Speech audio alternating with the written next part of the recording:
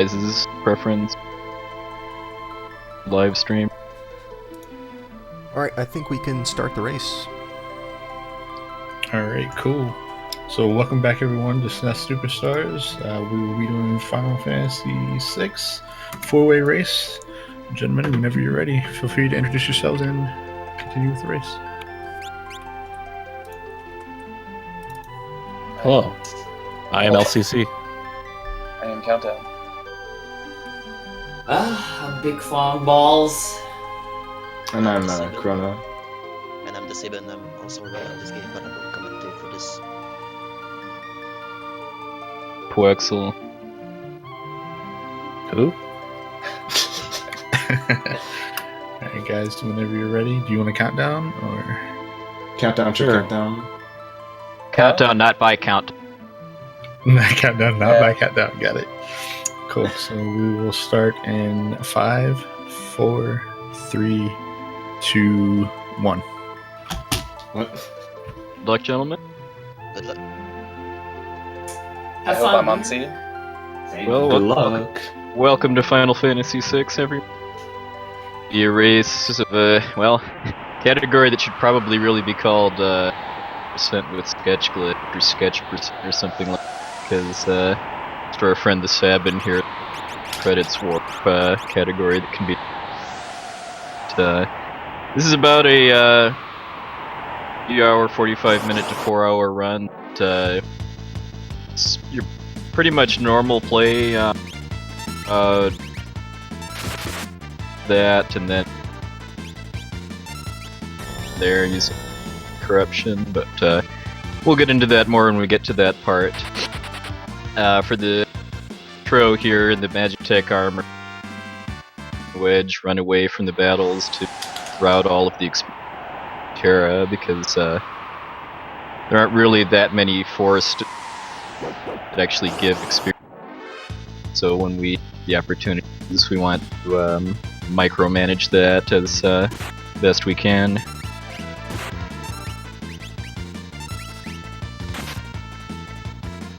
Yeah, this is the Superior's version, pretty much unique on this game. You can individually run away one single character instead of a whole party, just different from the other RPGs. It's pretty unique in this game. And we use that to get all the experience on Terra. Hey, Poexel. Yeah, I see a lot of complaints Yeah. about my.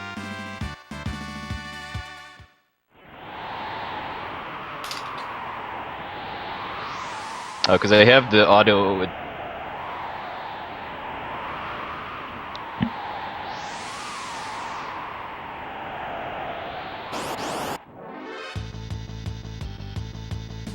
Yeah, you can turn your threshold low, or you can use push to talk, whichever is more convenient for you.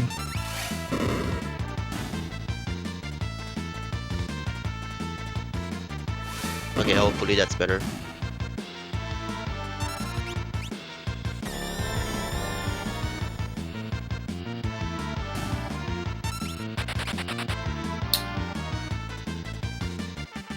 So we should be coming up to the quick kill. Yeah, the quick kill is it's gonna be coming up very soon, but we're gonna talk about it when we get there. But for now, I believe all the runners are already doing step manipulation, so we already predetermined what encounters we're gonna get for quite a while. Usually, when you're doing step route, you're using C244, and you're not gonna get any encounter during the I'm cave. not on scene. Okay. So Oh baby. Am I any better Cool. now? So I walked 60 steps before the race started. Did not happen. Huh. that makes the This is race gonna be very interesting. Yeah, we'll see. Anything can happen. Am I Yeah. coming through any better now? I turned Yeah, on you sound a push lot to better, talk. Poexel. Yep. You sound Okay. So yeah, for the quick kill, for the Welk, there's a possibility to lock down the AI of enemies.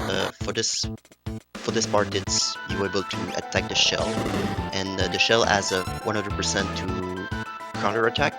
And when the shell's ATB is full, and when the counter attack happens, the AI is locked down, and the crew when the head is going inside the shell is managed by the shell itself. So when its AI is locked down, you can hit the head Technisol 3 times by doing that, and as well as ATB management. You going into the menu when you start the ATB. Yeah, this is something we call counter canceling. It doesn't last forever. He will eventually break out of it, but just because of how the fight works out, if we get the right setup, it's pretty secure to kill him before the shell actually breaks out and would hide the head. There's a possibility that, like you see on Big Side, Dude, I might die. Big Side he got slimed, so there's the quick kill is not possible already. I don't know what happened, but I didn't get it either. Did I? Oh my! Well, we are off to an epic start already. Everything bad that can happen for Welk just happened. Are you alive? Aside from game over. Because if Welk slimes Terra in the first turn, that is the absolute worst possible thing that can happen. Because, like Vic said, it pretty much makes the quick kill impossible, and then in some cases even makes it so that you'll have to go through 2 shell cycles. I would have been fine. I got owned by damage rolls. It would have been slow because I didn't get the quick kill, but then the third tech missile didn't kill, so I had to go through another Guru. Oh, did you? Dang. Yeah. Well, I am kind of tied with you, even though I got an encounter in the mines. So, okay, to answer the question, LCC, yes, you can. There is another seed where you walk 60 steps and get into a Templar battle, because this is not correct.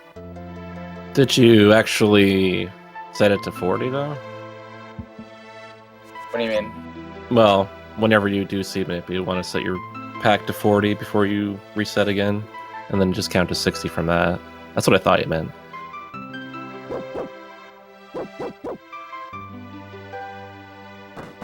Yeah, what they're talking about there is encounter seed manipulation, which in this game you can stage in advance because some of the variables that affect the random encounter progression in this game get stored in the cartridge of its battery memory. So by, in most cases, loading a save file on the Velt and Sabin scenario and then doing some tracking of what tiles you get encounters on and what the enemy formations are, you can figure out which of the 256 possible encounter seeds you're on, and then start a run from there using and then you'll basically know what the order of encounters are. And then seed 244 is the seed generally used in the English version because it gives a pretty I think mostly just because it gives really good encounters for Sabin's scenario. Well, the thing when routing the seeds was you have to take into account that you have to be able to get river manip, which is like the main factor in deciding what seed you want to use. Yeah. Oh yeah, I'm toast. I forgot about river manip. It's you and me, buddy. You and me. Hanging out together in the back. So like they were doing in the Magitech battles, they're using these encounters when Terra is solo in the mines to level her up. They want to hit level 6 before Locke joins, because when new characters join you in this game, their level is set based on your average party level at the time. So just fighting a few battles here pays off some pretty big dividends later in the run, because Terra's level determines Locke's, who then determines Edgar's, and then Sabin's, and so forth. Yeah, level 6 Terra is pretty much mandatory for pretty much any category, even 80%. Since you don't want to fight Argus with low level people. And having antidote is like necessary if you want to play safe on Mount Colts.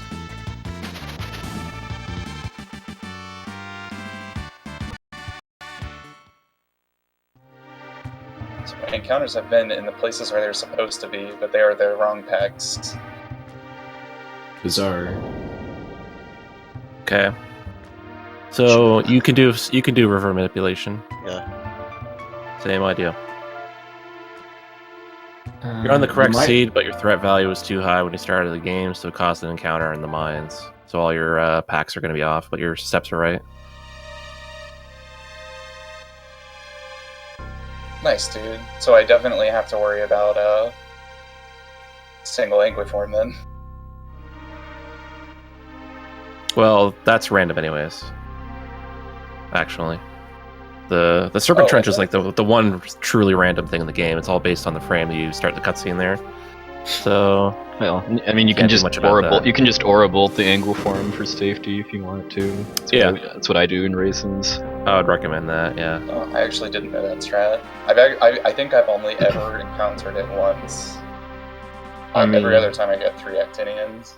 Yeah, it dies to an Aura-bolt. That's good. That's really good to know. The Serpent Trench is just horrible in general. You can get like Spiked too, which is pretty bad.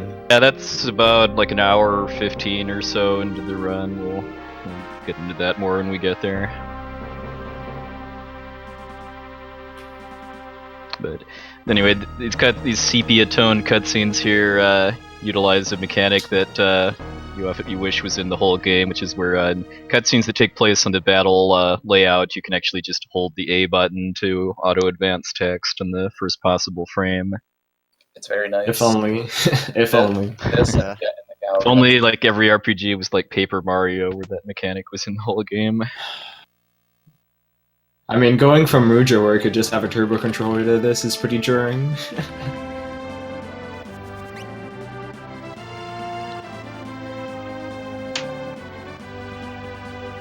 Yeah, I think on Road Rug you have to hold L to go fast with text and mash names. Yeah. Like that.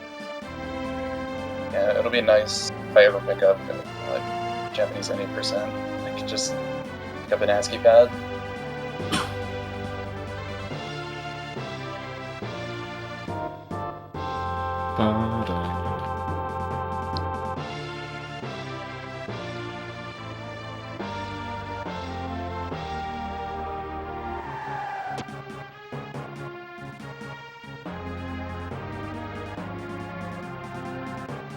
So coming up is the gauntlet, where the first gauntlet we have in the game, which is the martial fight. It's kind of like a tutorial, I will say, but you can you have Moguls joining your party, and you can switch back and forth between the 3 parties. And this gauntlet you actually can skip pretty much all the NPCs moving towards Terra. And, you're not intended to be able to get all the way to the Marshal without fighting any of the other guys, but you can abuse a mechanic where you only trigger fights with them if you are adjacent to their sprite when they're standing still. So if you cross paths when they're moving, you can slip through and get all the way to the boss. If you fail, though, then we might see some snare strats, hopefully. I'm a big fan of snare strats. It only wastes like 15 seconds doing that. I tested that, and it looks cool. But yeah, you don't want to. Usually, you don't want to skip everything. But yeah, what we're talking about is if you have to fight another battle, since you can't run, Mog will learn the Dusk Rondo or Dusk Requiem dance. If you do that, you've got a 5 out of 16, I believe, chance to get Snare, which begins to kill the Marshal. Ooh, nice crit on the LCC's part. And what we want to do as well in this fight is stealing Mog's equipment. We want to steal the bike, which is going to be used on Edgar on the river later. And I don't know if the shield is mandatory, or I just pick it up for safety reasons. Yeah, it's nice for a little bit of safety on Sabin. Yeah, it's not a big deal.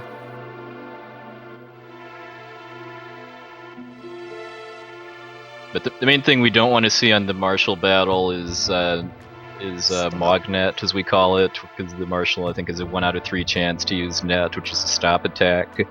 If it uses it on Mog, well, that Mog's your main damage dealer, and I mean, there is a strat we use to pretty much guarantee that Mog's ATB bar will be filled before the Marshal takes its first turn. That's by holding the L and R buttons to make a can't run message pop up, because the Marshal automatically goes first, but you can push its first turn off a few seconds with that. Yeah, having the pop-up can't run away delays the ATB a little bit on Marshal, so we can have time if like Mog's turn comes up and it's getting netted, so you can still the equipment still, but you won't be able to do anything.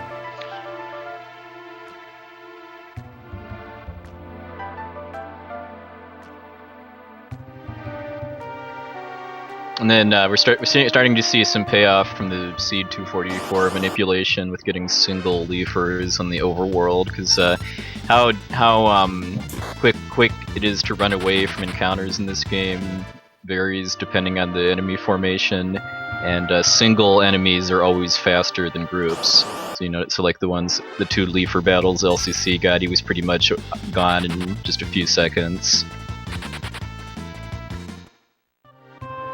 Single enemies also can't pincer attack you. That's one of the biggest ways to lose time from just RNG. Because even though we can manipulate the locations and the enemy formations of the encounters, the specifics and whether it's a normal battle, preemptive, side, pincer, or back attack are determined on the frame that the battle loads. The only problem really with single enemy formation is their DB are higher than the rest of the formation, which is why on Zozo you have higher chance to get far-tooed. But Yeah, the less ATBs that are present, the higher the starting ATBs tend to be. Didn't know that actually. yeah, the any person task is using one enemy formation for that reason. You'll notice in Lock Scenario, he often has full ATB at the very beginning of that, 'cause it's only one character. And it'll look like it's a preemptive when it's really not.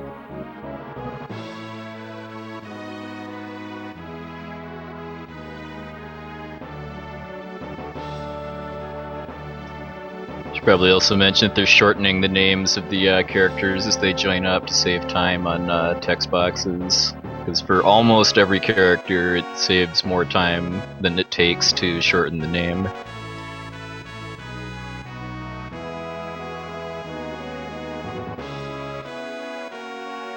Especially Sabin. I think Sabin is like the worst name to have not shortened.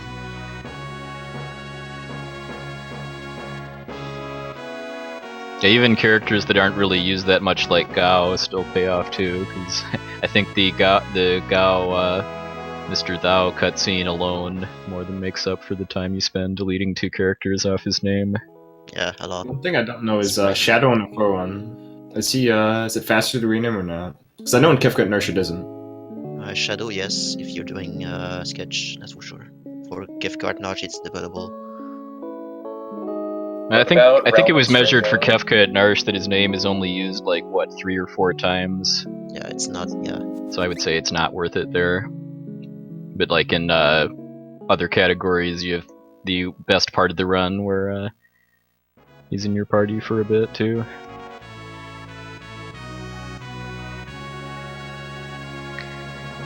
I always like to look at the sequences here in Figaro Castle as being here to make you glad that sprint shoes exist too, and you don't have to walk at Final Fantasy IV movement speed for the whole game. I like to watch the consular NPC movement on this because you can tell that someone is on step manipulation and walking correctly just by seeing the consular being in your path. It's always happens. And by Steering contest. Oh, nice. Yeah, if you're either a pro masher or just good at buffering inputs, you can talk to the second soldier and then Kefka on consecutive frames, and they don't turn around, and then they have a steering contest during the end of the cutscene. A little thing we usually try to do to amuse ourselves during this kind of boring part of the run otherwise. I reset for it, because otherwise it was like 10 frames.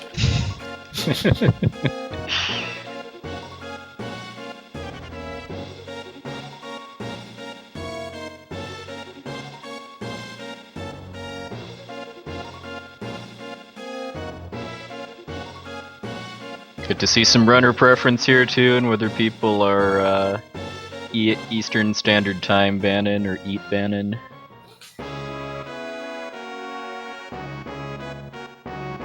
In my case, it'll be exclamation point S. I love Bannon.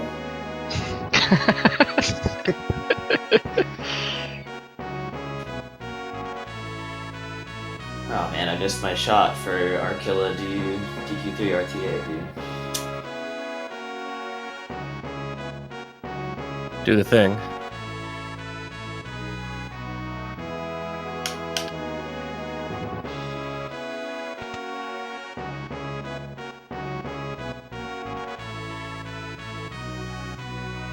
So yeah, there's not much going on this part.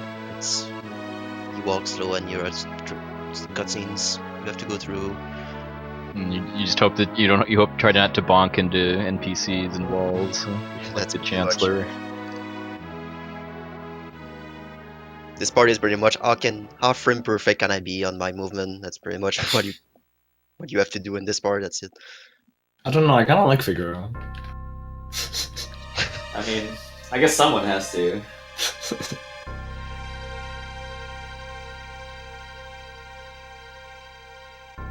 No, Locke, you follow me, dude. Agreed.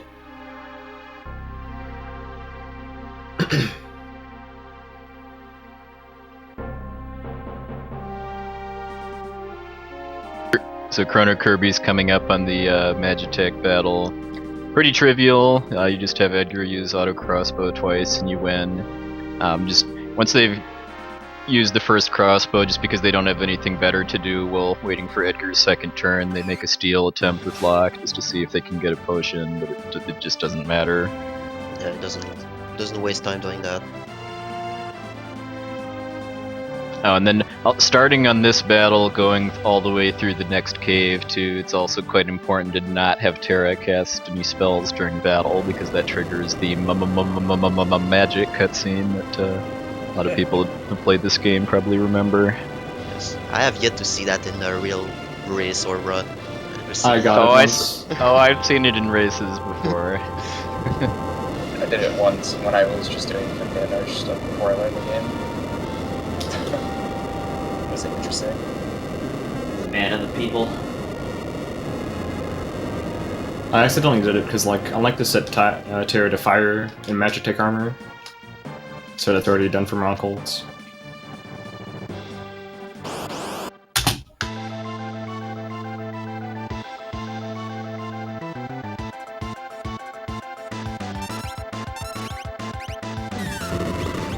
The only danger LCC really, with the swag potion steal.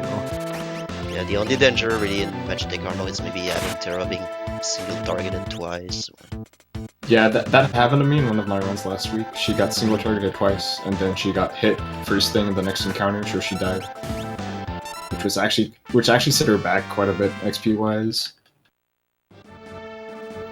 Yeah, it's not a terribly big deal, just because you get forced to use the healing spring at the start of the Cave of Figaro, which revives you if you're dead too. But yeah, if you do any fighting before getting there, then Terra will miss the experience, and she needs the most experience out of these three characters to hit the target level before Sabin joins too.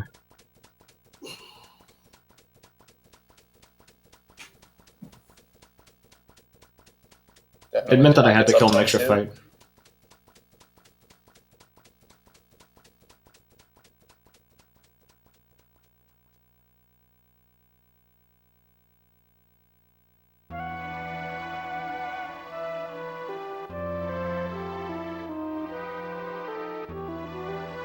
Shoutouts to Tonic. No, Bic's the only one that came away empty-handed from the Magitech. Never lucky. Surprise.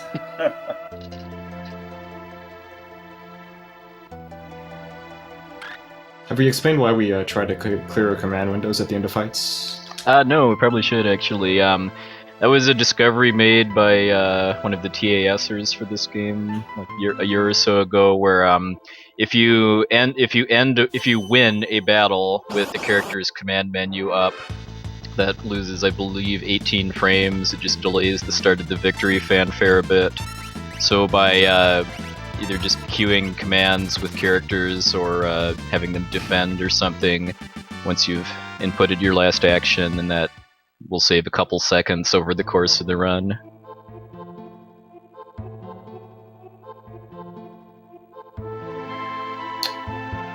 So then for the Cave of Figaro, if they're on seed 244, they'll be getting a pretty good encounter string for experience and money here. If they weren't on that seed, they might get double hornets, which they would just run from because they're not worth enough experience to actually be worth killing. Yeah, the 5 gives quite a lot of money, so it's worth it. And I don't know if you buy 3 sprint shoes and the goggles, but or only 2, but I guess it depends on the runners. I go for 3 sprint shoes and the goggles. I think in LCC's notes it was 3. And after they leave that cave, this is the first time we're introduced to what are called no encounter tiles. Because there's on the World of Balance overworld map, there's special tiles where there's holes in between the encounter zones, and the walking route we have maximizes the number of those that we step on. It's basically where the lighter and darker shades of grass come together, kind of at the corners of those. There's tiles where stepping on them doesn't advance the step counter for random battles. Also queuing up attacks because it's possible that I won't kill them without a crossbow.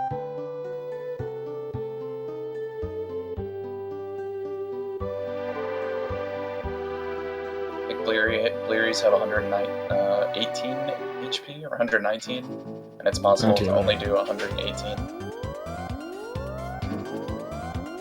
But getting some pretty nasty luck here with all these back attacks. I think that's the second one, right? Yeah. I got a double Marnet. I mean, Countdown should be fine though, just because we do get enough battles in Mount Colts where even if you don't get the best possible ones, you should still be able to hit your target levels before the boss.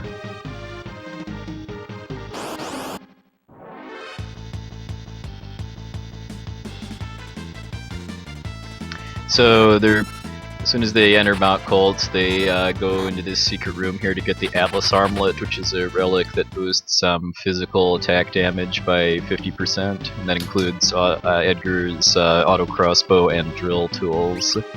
So once they have that, they're able to pretty reliably one-shot all the enemies here except the Tuskers, which also requires Terra to cast fire on them.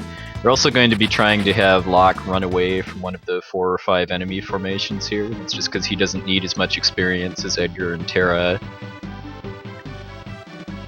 So having him run away will generally cut out the number of battles you need to fight by 1.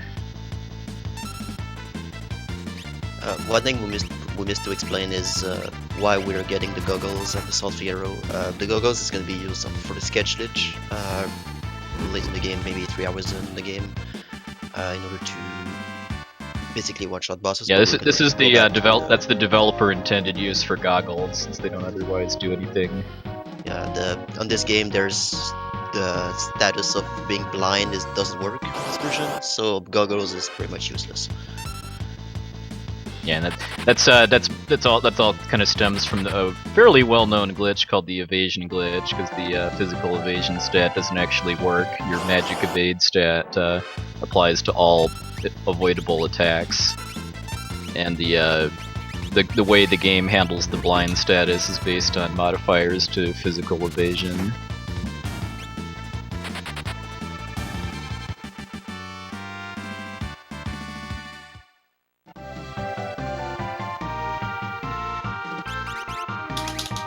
So, something if they get a chance, that's no big deal if they don't do it, is to do some equipment changing during the encounters on Mount Colts. They want to equip the Mithril Pike that they got off of Mog onto Edgar, and then equip Edgar's Mithril Blade onto Locke.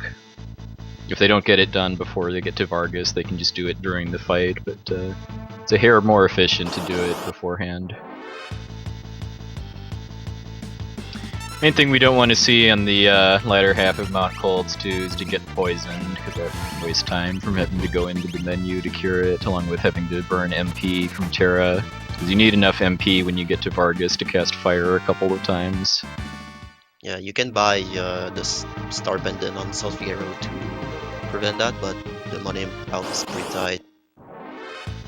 So you just want to go in the menu and go Antidote instead of that. But it's a race strat that you can do if you're not comfortable with that. You can buy Star Pendants, equip on all 3, like for gift card Nash race, for example, which money is not that important. You can buy 3 of those and equip them on 3 of those. Yeah, that seems to be a pretty common strategy for Japanese runners too, because of the battle speed rules they play on.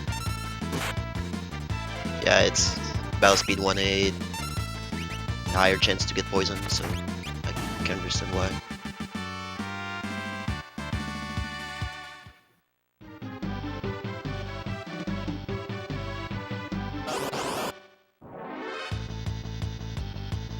So on this part you wanna have Edgar level 10, Locke level 9, and Terran level 8 before Vargas. But using the step route, you don't even really need to farm encounters that much. You're gonna hit those levels before if you're successfully have Locke running away from one of the 4-pack. Yeah, if you have Locke run away from one of the early 4-packs and have seed 244, then it works out that you can run away from 2 Trillium battles in the last screen. So, like when I do runs, I just if I get like a preemptive or side attack by Trilliums, I'll just run away because those types of battles are instant escapes. Yeah, luckily I got 2 side attacks, so. Yeah, sometimes I prefer just getting Nice. them instead of risking being bane touched. Yeah, it's just runner preference. Alright, so CronoKirby and LCC are in the Vargas fight. Now, Vargas is untargetable while his bears are alive, so they use fire and crossbow shots to kill both of them.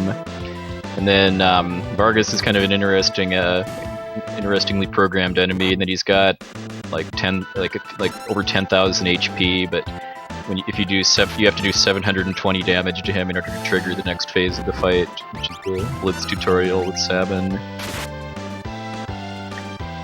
So depending on how the ATB lines up, they can make a chance to skip Doomfist on the tutorial, or they can just let it happen, because most of it will during waiting for Sabin's ATB to fill up.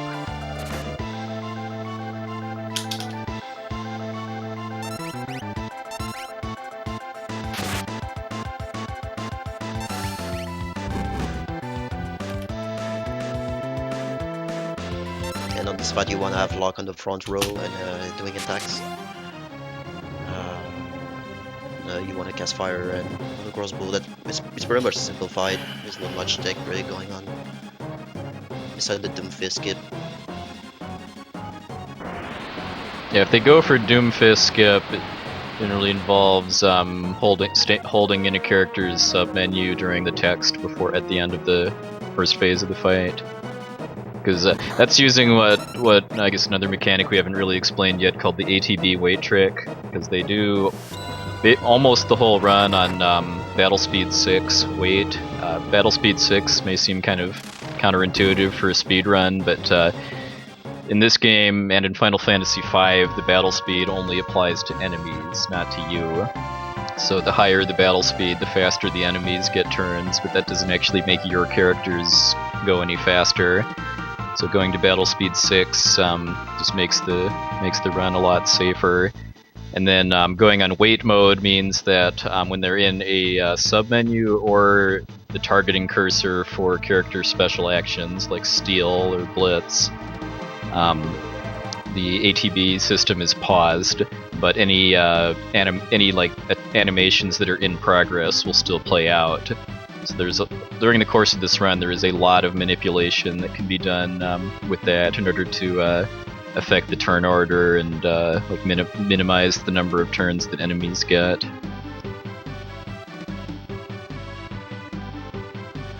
Yeah, this Okay, no is soft battle ones. speed. Oh my goodness, Battle speed is haven't pretty done it. much easy mode and hard mode. Yeah, the Japanese FF6 community actually requires playing on Battle Speed 1 active, which makes the enemies fast, means time you spend in menus counts against you, it means you can't use the wait trick, so makes the run a lot more difficult that way. A lot more exciting as well. I did a test run on Gevkart Nash on battle speed 1 active. It's a lot different.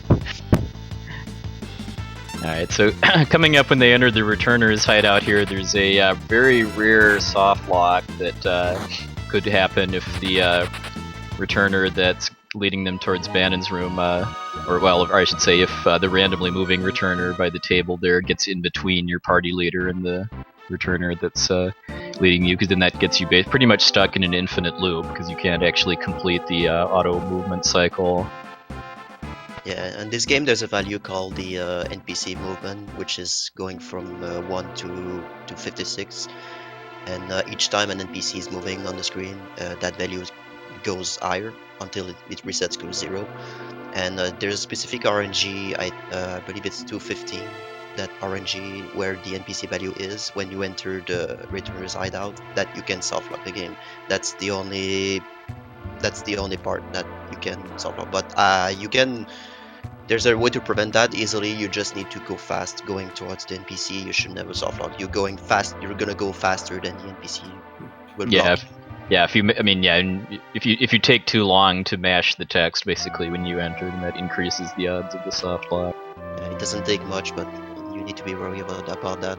Or you can save outside. Just But yeah, increase the odds, meaning from almost nothing to a little more than almost nothing. It's still a really, really rare event. yeah. And I did some tests. It could happen with seed manipulation, but you will require bad movement on South Figaro for that to happen. Really.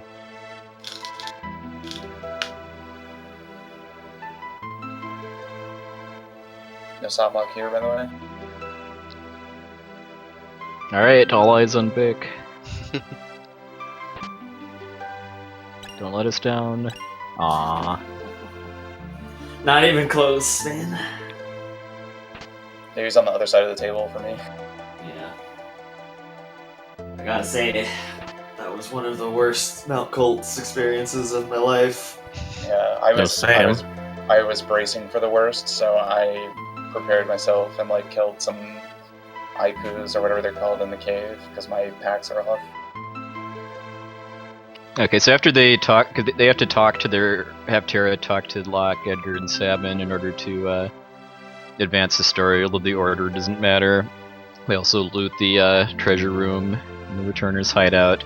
But then they say no to joining the Returners, because that actually that not only gives you the Genji glove, which is a much better accessory than the gauntlet that you'd get if you said yes, but it also skips a fairly lengthy cutscene where you just have a meeting and talk about Espers and the Empire and stuff, and you just go directly to the river. I can't even remember what's happened when you say yes. I think there's a round table cutscene. Yeah, the last time I actually saw that was when I did a playthrough with the fan translation for the Japanese version. Me and Countdown are around like 350, and Big and LCC are around 343. Yeah, I believe these are the top 4 people with this category that are racing, which is very cool. Alright, so next, they're doing the next part of the encounter manipulation route, which is manipulating the river, because the river here has I believe a total of 9 places where you can get encounters. 2 of them are 100% fixed, but for the other 7, they can manipulate not getting them. And then for the route they're on, they reset the game to advance the seed by 14. And well, actually, I guess technically 15 because they reset again from the save select screen. But then they go down back into the room, watch the movement pattern of that returner there, and then leave when they see a certain visual cue, which lets them know because like the Sabin mentioned a bit earlier, there's an RNG value called NPC movement, which governs NPC movement, but it also affects certain kind of pseudo-random events in the game, the first notable of which is the river. Yeah, the NPC movement is pretty RNG when you're going on RG, but when you reset, that value is being set on the same value as the seed encounter. So, for example, if you reset onto 44, you reset, and you'll be able to have the same NPC value as the seed. So that way you can predict your river that way, and by looking at the NPC movement going down, you load the save, you go down, and you go back up to see the NPC moving, and you watch the carpet, the NPC walking on the carpet, and at a certain point you just go back down and you set for the river. Yeah, and even though saving and reloading the game multiple times does cost time, it more than makes up for even an average RNG river with no manipulation, and that's just because Bannon is really slow at running away. All the characters in the game have an innate value as far as just how good at running away they are, and Bannon is, I think, 5, which is the worst in the whole game. Bannon's pretty terrible at running away. As well Characters as like Locke and Shadow, and I think Gao too, or 1. Alright, so then the first fight with Ultros is one of the least random fights in the whole game, just because Ultros has a completely fixed attack pattern. He'll always do a weak tentacle attack, or just a weak physical attack, then he'll do tentacle on Terra, then on Sabin, and then it goes on from there. But if they execute right, they should only see the get up through the tentacle on Terra. So what they want to see here is Edgar getting critical hits, and then depending on Terra's HP, they do have a slight chance of getting a desperation attack, which is kind of the precursor to limit breaks in Final Fantasy VII. Nope. It would take a while to fully explain exactly how desperation attacks work, but I'll just say that starting on about the 3rd round of this fight, if they do a physical attack with Terra when she's in critical HP, they have a 1 out of 16 chance for her to use Riot Blade, which would instantly end the fight. Yeah, you need There's to be like 20 seconds. 23 seconds, I think, into the fight, or something like that, 25.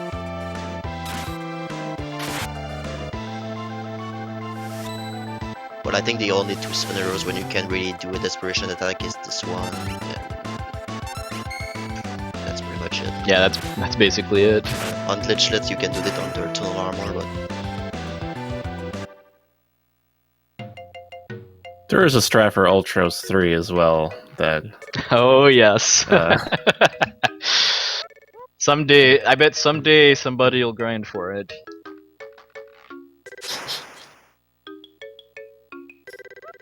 yeah, that one doesn't even save as much time as you think it would. It's like 20 seconds if we get perfect luck, I think.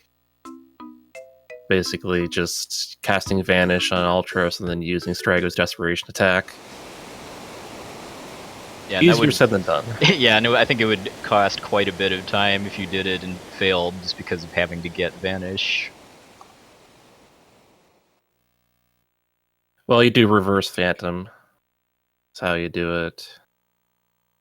So you cast Muddle on Terra, then have Terra cast Phantom to reverse it, and then you have to weaken Strago, and then actually have the Desperation attack happen. So, good luck. Yep. Alright, so then we have the World of Balance scenarios here, which you can do in any order. In the speedrun, they do Sabin first, and that's basically just because of inventory management. Sabin scenarios, their first opportunity to get smoke bombs, which it's a consumable item that lets you instantly run from any battle that's not flagged as a boss. So that removes a lot of the randomness as far as how quickly you can get out of encounters. Ooh, the B-core kill. I'm a little curious, I didn't get the muscle hits yet. But it was super early. and what you're gonna see on Sabin's scenario is that you're gonna farm steps before the forest going down. It's just to get an easier encounter. And LCC got the the dog kill while running away. Yeah, I get. Yeah, they picked up Shadow just to make the battles in the Imperial camp a lot more consistent. It's not technically the fastest possible route, but the amount of good RNG they would have to line up for skipping Shadow to be faster is above average. So pretty much everybody that runs this game gets Shadow. This place is bad enough with Shadow, so. And a question I get asked fairly often when I stream this is if Shadow leaving is a concern at all, and the answer is no. I mean, battles in the Imperial camp and the Phantom Train do not get the 1 out of 16 chance for Shadow to leave. And even though LCC might have had a chance there because of Interceptor killing that B-core, you can actually run away before the game checks for that.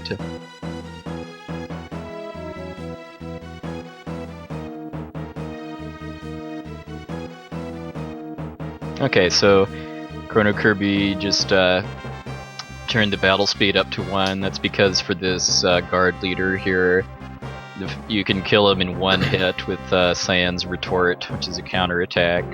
I got extremely lucky there. Versus 2 with It's dispatch. incredibly rare to be before his first attack. To outspeed him, yeah, that's really lucky. I don't know if I've ever actually gotten that now that I think about it. But yeah, just because they have to go into the menu anyway to equip the sprint shoes on Cyan, it ends up saving more time to also go into the config menu and raise the battle speed. Just because of how much time you would typically save on that fight. For CronoKirby, it didn't actually make a difference because he outsped the guard leader, but typically the guard leader will go first, and then you need to wait for him to attack again after queuing retort. Yeah, I mean the annoying part about this place is the fact that every single enemy has the potential to attack you once after they die, and you can lose a lot of time on that. Yeah, for most enemies in this game that have counterattacks, the odds are 1 out of 3. And yeah, pretty much every enemy in the camp has a 1 out of 3 chance to counter either when you attack them or when they die, which are usually one and the same because you're generally one-shotting enemies here.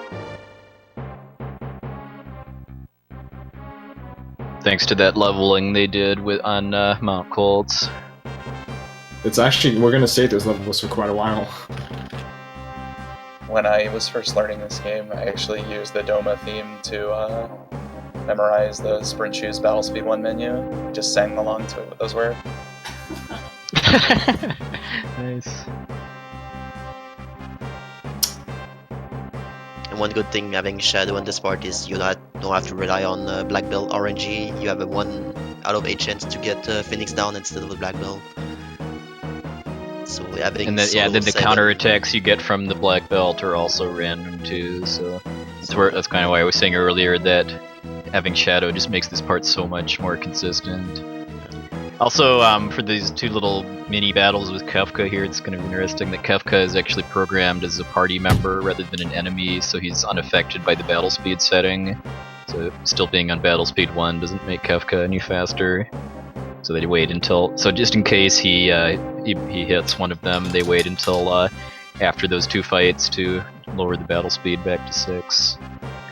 Then another advantage to getting Shadow 2 is that you can steal his ninja gear armor and give it to 7, which it gives him better defense, but more importantly raises his speed stat by 2.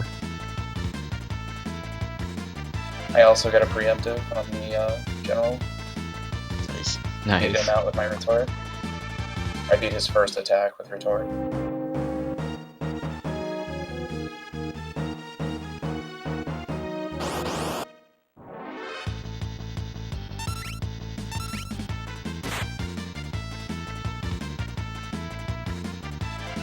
So on the top road soldier fight, usually when we have solo Saban, you usually go defense.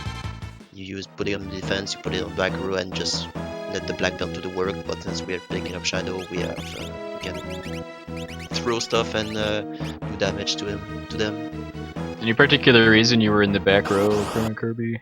I messed up the menu. You just forgot. Okay. I was just wondering if that was an extra strat for sketch percent now. No, because ideally you move Sabin to the front, but I was kind of confused because I remember you had to move someone to change rows.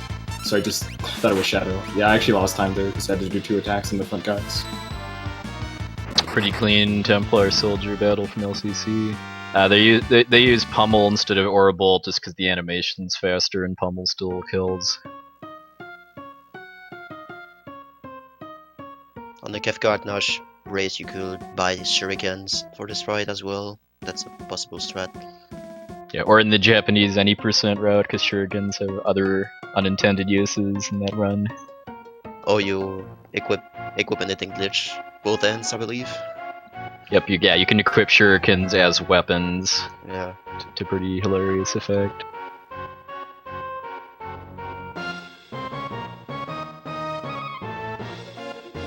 Another little subtle thing too, actually, was that when they were doing that menu there, they just equipped the Imperial Dirk back onto Shadow instead of optimizing him, so that optimize would give him a buckler shield too, and that would actually lower the odds of getting interceptor counterattacks, which are a nice little minor time save, especially in the Templar grunt battle or Templar soldier. Actually, I almost forgot the row command as well. My save move's already in the front. This guy. Big wrecking the puppy strats. Frankly, Yeah. It was almost 2 for 2, man. So close. I got like 3 counterattacks out of 4 in that fight. I'm a little sad.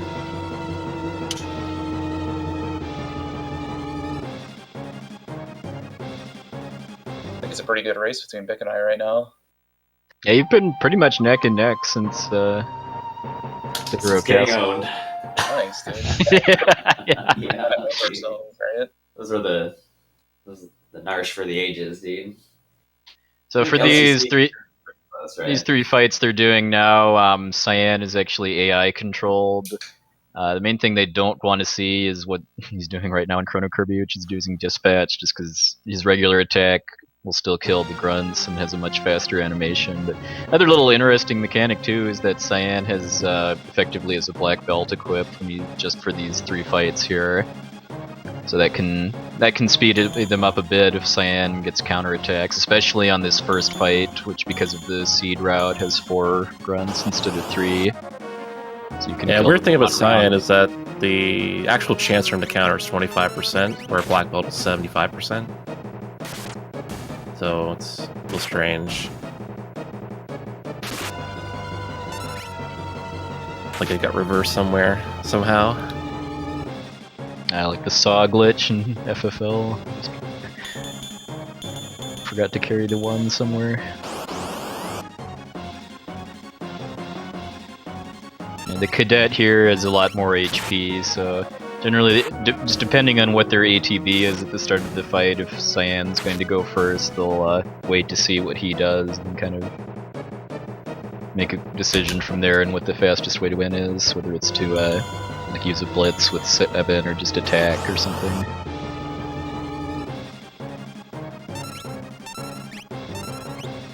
Now my pack should be good, right, LCC? Yeah, after the river, Nice. it should be fine. I was worried mostly about the belt when you said that, but it's good to know.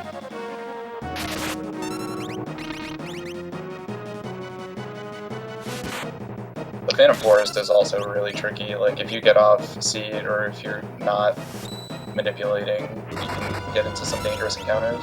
yeah, and it's seed manipulation just for the train. It's worth it because you have a lot of chance to die on the train because of the bombs and the pincers and the blades. But using step route, you're pretty much good to go on bombs. You can still die even with Yeah, the step but- route like I've done. Like that's how I got out of the Kefka and Harsh tournament. was But getting, it's double not that blazed. It's really not that scary. You also kind of have to be like cautious with healing on the train. Yeah, and speaking of which, these next series of battles here in the have Magitech armor are pretty trivial to win, but main thing they want is to get potion drops off of the enemies here, using pretty much the rest of the run, but most notably the rest of 7 scenario, just because they don't have any one real minor thing I stockpile do of healing here items yet. is I attack specific enemies with specific characters, because since you have to line up to use the fire beam, it's better if you're closer to the enemy starting off, because you take less time to line up, so the animation doesn't last as long. Yeah, nice little, pretty easy frame saver there. Alright, Like nice. I'm gonna have Cyan attack this bottom one instead of Shadow. You can as well use different bolts for more swag. Doesn't lose much time. Doesn't lose time, but it's cool. One dumb rule is that you have to use all the. I think on this route there's only one Magitech spells you don't use on the speedrun. Yeah, the one that Confuser. confused me. Yeah. You use ill force on Welk, and you use the 3 others on this part if you want, and yeah. Yeah, it's- Yeah, I'm a firm believer in diversity of beam color. yeah. Don't forget about Expert, most important one.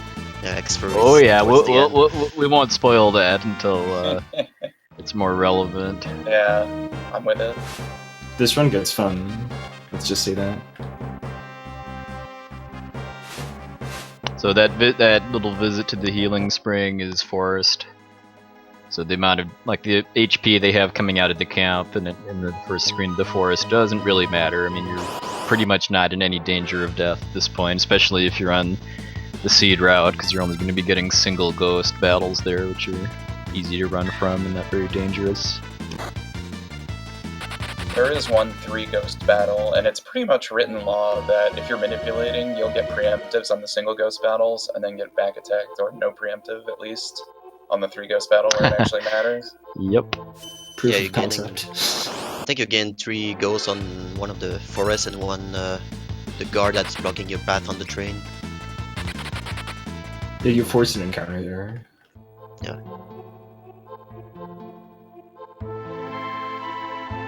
Yeah, that was something they did at the start of Sabin scenario actually too, was to burn some extra steps to force an extra battle, just to have it be a easier to run from encounter. We'll be doing the same thing on the second car of the Phantom Train too. If you get On the into flip the side. encounter before the Imperial base in the forest, then there's 3 enemies, I believe, or 4, or something like that. So it's And then you end up significantly getting harder 3 to run. enemies on the Veld too. That's Yeah. a thing. So like any enemy that you run into before the Veld, you will have a possibility of finding on the Veld. Which is why, taking even 2 extra steps at the end of this train is very bad, because then you get a 3 grasshopper fight right before the next part of the game. Which means your Veld is going to be very different. And you're not going to have as many single enemy encounters. Well. Oh, nice. So these ghosts that are moving around are effectively random. Depending on how accurate their movement was up until this point, they usually have a few extra steps that they can take to walk around ghosts if they need to. But when they get to the end of the second train car, they're going to force an encounter as part of the route, like we talked about. And then from that point forward, every step matters. So if they get trolled by the ghost, they just have to suck it up and wait them out. I tried to integrate the having the ghost into your party on my dishless route, but it just wasn't worth it. Like you have an NPC, you have a couple of ghosts in that train that you can buy stuff, and one that you can join your party, which one-shots any enemy basically on the train. But we don't use that on the speedrun. Yeah, if you glitch the game enough, you can actually bring that ability to Kafka and use it on him, because there's no enemy in the game that's actually immune to possess. There's another interesting thing on the train when you have the guard going towards the cart where the ghost is blocking your path back down. There's a way to skip that animation that the ghost is actually on the far left of the cart, standing there. Like I think you when you enter the cart, you have to go right, and go up, and go left, and you see that NPC standing there instead of spawning on the entrance.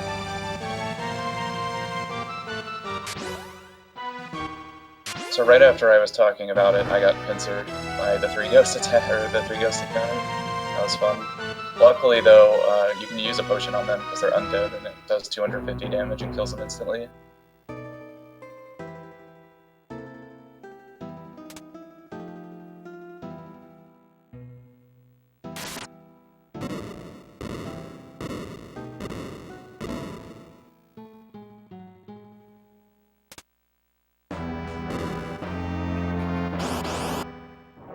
What if I want to hear Tonic's sweet, sweet voice though? Oh, nice! I got a pincer too. Thanks, Countdown. Well, I got one as well. Yeah, for the most part, the seed route for the Phantom Train is much, much faster than a no manipulation route, but this It is possible to only get a single ghost for this forest battle here instead of 3, but the seed route gives you 3 every time. And if you're doing seed route, you're gonna get 3 bombs, single bombs, outside of the train, which it's kind of easy to run away. And there's Bombs are the most dangerous enemy here, so it's kind of a double-edged sword. If you have a bomb that has really high ATB, it might use an attack called Blaze on you, which does about 200 damage. Yeah. Speaking of which, unfortunately it was multi-targeted though, because your healing item stockpile is extremely limited at this point, so I think in this route you only have like 1 safety Phoenix down. If somebody dies. You use both actually, one on the Not train necessarily. and one on Rise of Bass. So if you need another one, you have to buy it in Nikia or.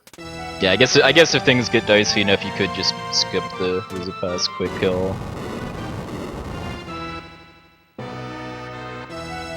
But it's better to just use tonics to heal if you get hurt too badly on the train.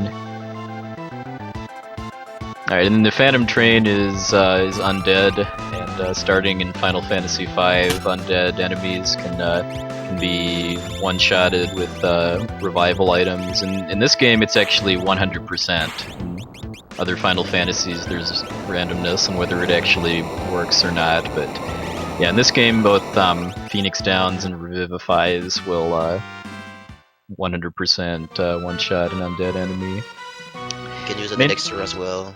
Yeah, my Japanese any percent route actually does that because the elixir animation is faster, and I have one. Doing lock scenario first. Main thing we do not want to see on the Phantom Train battle is Evil Toot, because that gives a random status condition to every character, and the most notable of which is Berserk, because it doesn't wear off and locks you out from doing anything other than attacking. You can get confused too, but that is possible to get out of.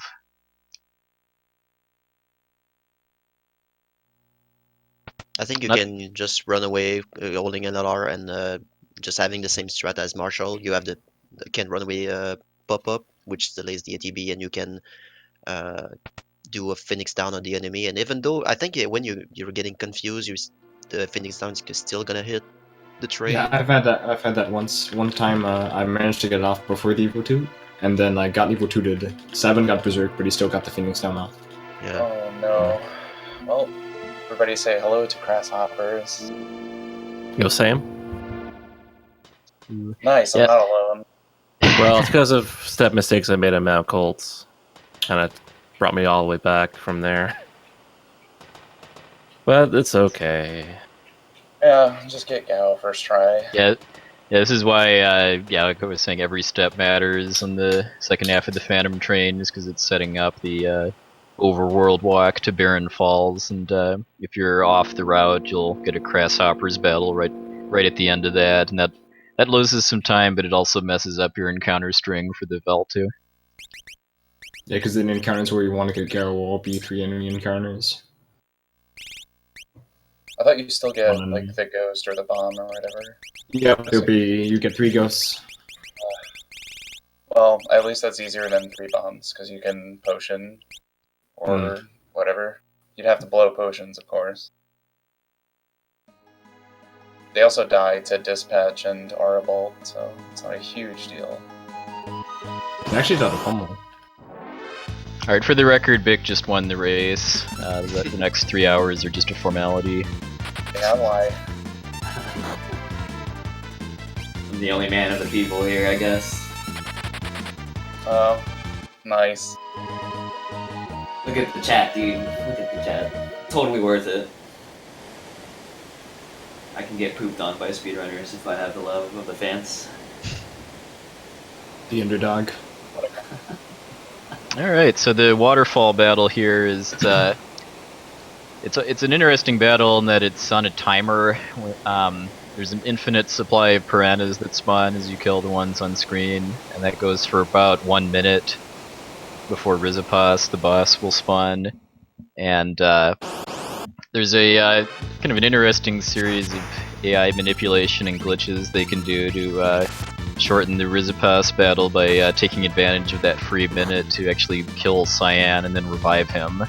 So that's staging a glitch with Cyan's retort ability, which you'll be seeing CronoKirby do pretty shortly. And most runners just use the music as a cue for timing when to kill the last piranha. It's a trick. It's a trick I kind of like to call Super Saiyan 2. Nice.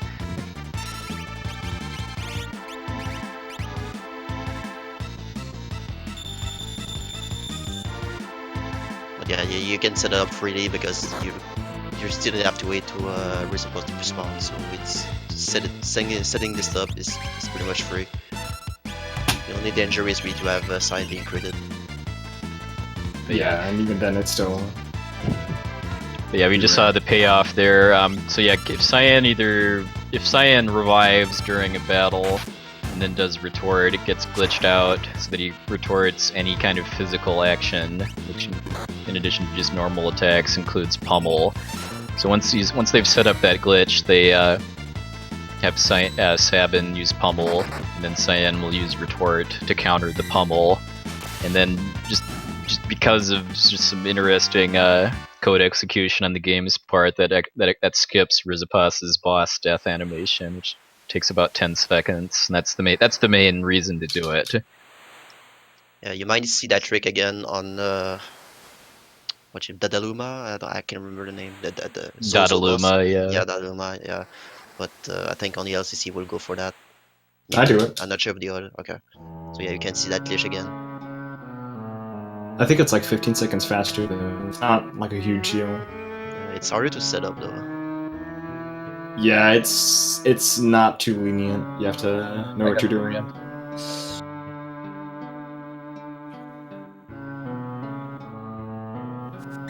So yeah, the main danger in this fight is if Cyan gets crit after revive, because that will one-shot him. And then actually, I mean, if you don't have any more Phoenix Downs, it's pretty dicey to actually win the battle too. Just because if Rizipas gets a second turn, it can use El Nino, which is a fairly strong water AOE attack. Yeah, because you're inactive and he's getting his second turn. That's what it is. I think. Yeah, if you get El Nino'd, in most cases you're dead. So this pincer that the LCC just got is part of the step route, because the Veld formations are basically refights with enemy formations that you've encountered elsewhere in the game. That one there is from the Narsh Magitech battles at the very beginning. That's the tutorial pincer, basically. So when you get a preemptive on the waterfall fight, you actually can't skip the Rise of Past Death animation, I believe, because you have to retort before you summon Rise of Past. No, that's set up. That was just me being dumb. That's not. Oh, okay. Actually, if you get a preemptive, it's faster because you can just retort immediately without waiting for Rizipus to attack, because he's not going to get a turn. Exactly. And Gal. Well.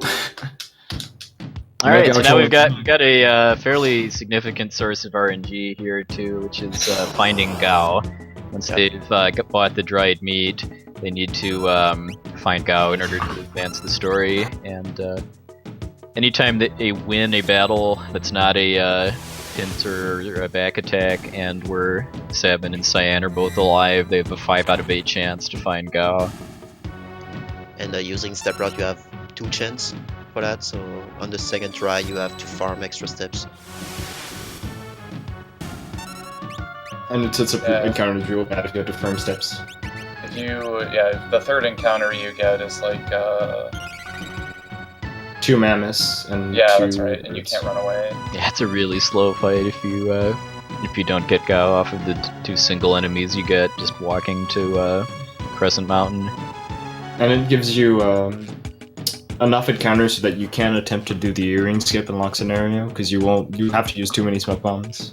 Because I think LCC is at least going to go for that. It's only buying 21 smoke bombs in this scenario, so that you can just buy the earring in the door that you would have been able to get in lock scenario. which is quite a bit faster. And that's exclusive to this category too. Like any percent no sketch glitch, I believe has to get the earrings no matter what. Well, I think it's not too mad of a detour because you have to go through an intelligence anyways.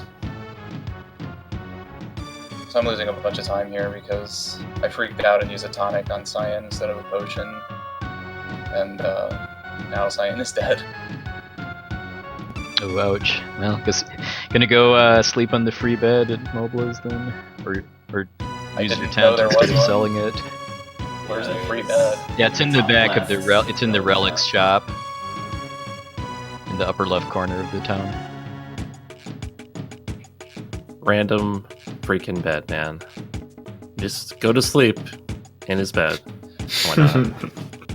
I did it. I slept in a stranger's bed.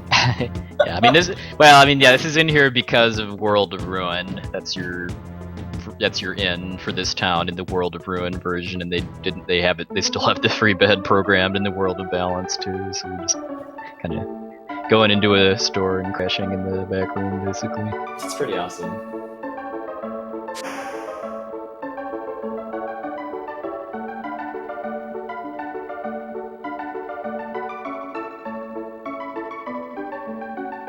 The Gao cutscene is another one of the glorious ones where you just hold the A button to buffer advancing the text, frame perfect. Thank goodness. Thank God for that. I got That's a all that grasshopper. Massa needs, man, to be like kind of bearable. Is whole day for the last. 14 minutes. I got a grasshopper pincer. This is not good. Ooh, baby. Just get out of there, man. No way. Not a chance. I'm not risking that.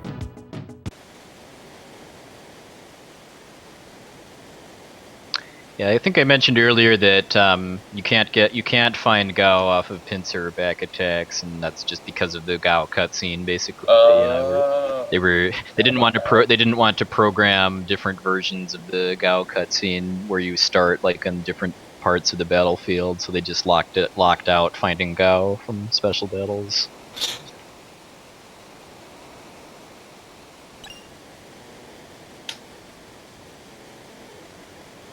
But I don't think. Can you get a side attack with just 2 characters though? I don't think I've seen one. I'm not sure if it's possible. Yeah, because I don't think there are any scripted side attacks in the game other than the Ultros 2 fight. And Goddess, yeah. Neither of which you can encounter on the Veldt unless you use the sketch glitch. And tentacles. Oh. Uh-oh. Oh. Oh! Did you save? Savings for losers. Alright, so CronoKirby just got the worst possible thing that can happen in the Serpent Trench, which is getting aqua raked by a single angle form. I mean, it kind of depends on how much HP you have. Oh, nice!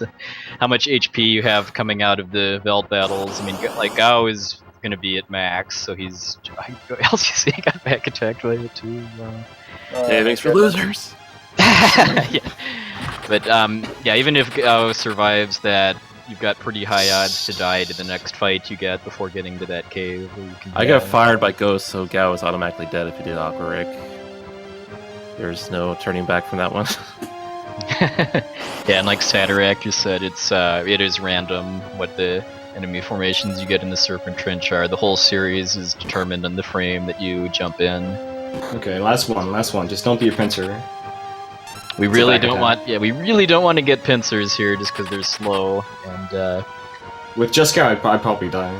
Yeah, I was gonna say Gao's the only person alive in your party, right? That's Okay, I'm good. And getting a preemptive or side attack is a really big time save, just because in addition to being dangerous, the angle forms are also have a naturally high difficulty to run from.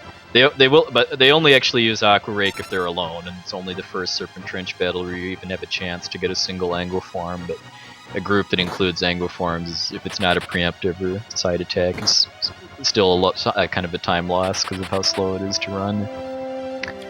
And there's still a chance that they can use Numbspine.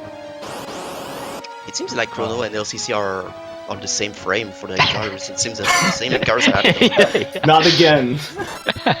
Could be. Are you guys getting trolled by NPCs? We can check the tape later to see. Yeah. All right. So then, in Nikia, the last town before they end the scenario, that's the main payoff for doing Sabin scenario first. Is the shops that they can get there. They make a quick stop to the armor shop to get a Magus hat, which sometimes lucky, dude. Sometimes lucky. Which raises their magic stat by 5, which is useful for magey characters and the rest of the run. But more importantly, they'll be buying some items as part of setting up the sketch glitch, and then also buying a big stack of smoke bombs, which removes a lot of the RNG as far as how fast they get out of encounters. I wonder if it wouldn't be smart for me to reset before the opera, since I got Grasshoppers and 3 Battle Gow.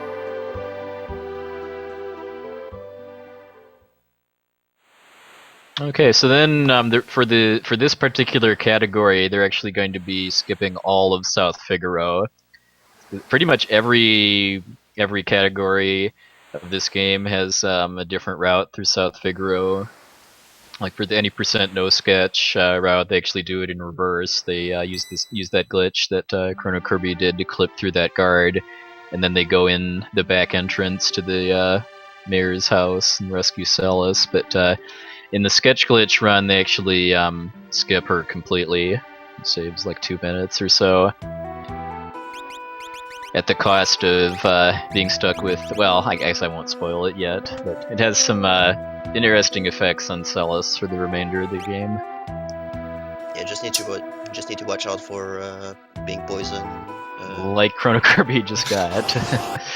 Because yeah, doing this cave with solo lock is a bit dangerous, especially if you don't have like a star pendant.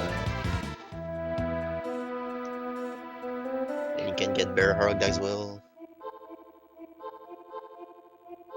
Yeah, if you get pincer attacked by this gold bear primordite encounter, if the gold bear uses its gore attack and hits lock in the back, that can one-shot him even at max HP.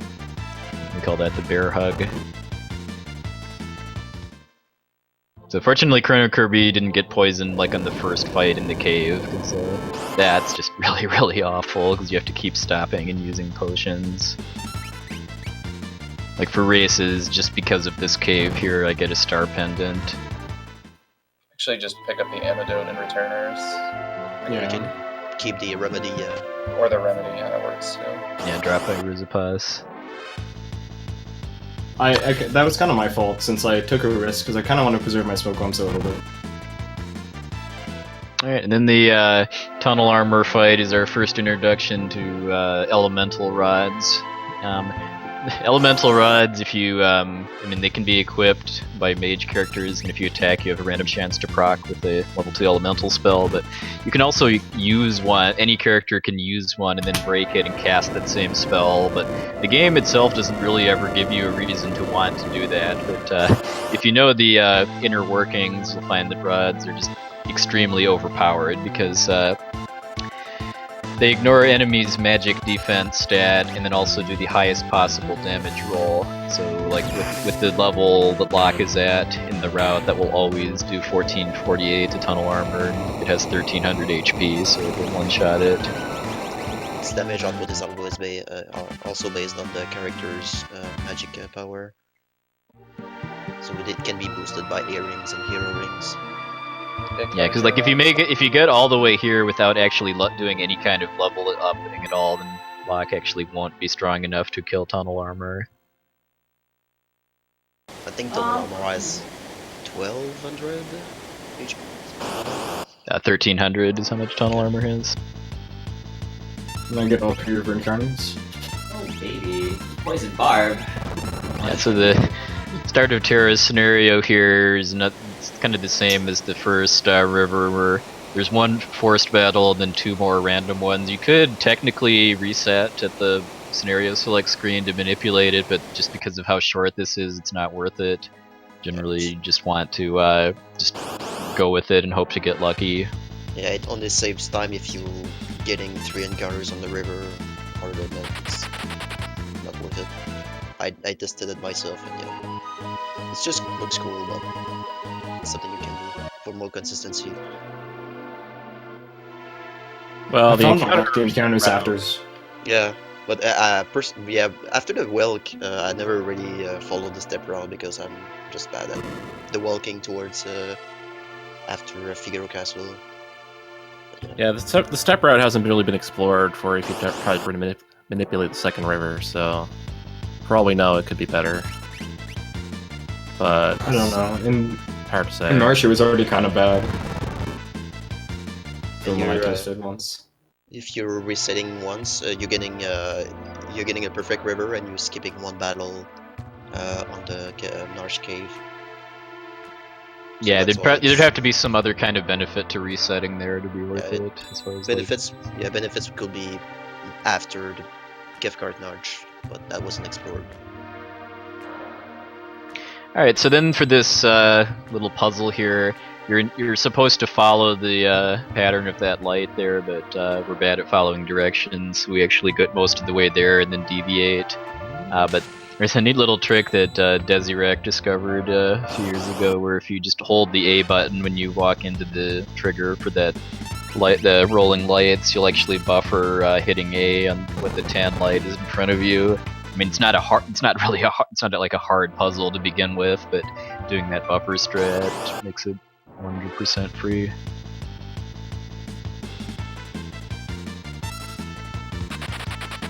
So the main thing in the rest of Terra's scenario is just we want to get preemptives and pincers to get out of the encounters faster, just because there's a lot of them. And Bandon, well, I shouldn't say that because you're using smoke bombs, but getting preemptives and side attacks lets you conserve smoke bombs and therefore money for later parts of the run. And like 21 is cutting it kind of close already. You need a couple of preemptives.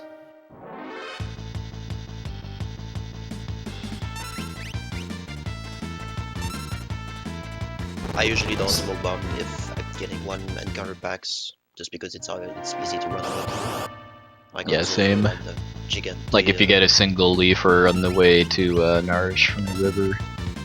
and the cycle guy and the golem, not the golem but the giant do it on Zozo. I just run away. I just don't use smoke bombs there. Oh, Hades Gigas. Yeah, Yeah, I ran away from these past couple of ones even though I could have smoke bombed, because I didn't get enough preemptives. And I'd rather run away from stuff now and not use a smoke bomb than have to do it in Zozo. Yeah, running out of smoke bombs in Zozo can be deadly. It's like here I maybe lost like 2-3 seconds on those fights where I had to run. and the money route of this run is pretty tight.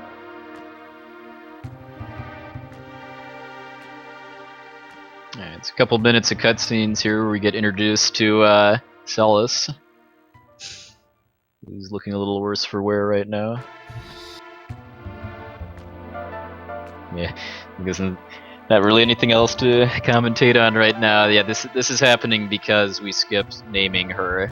This game has a fixed number of playable character slots, and at the start of the run, most of them are taken up by the Mughals that fight with you against the Marshal.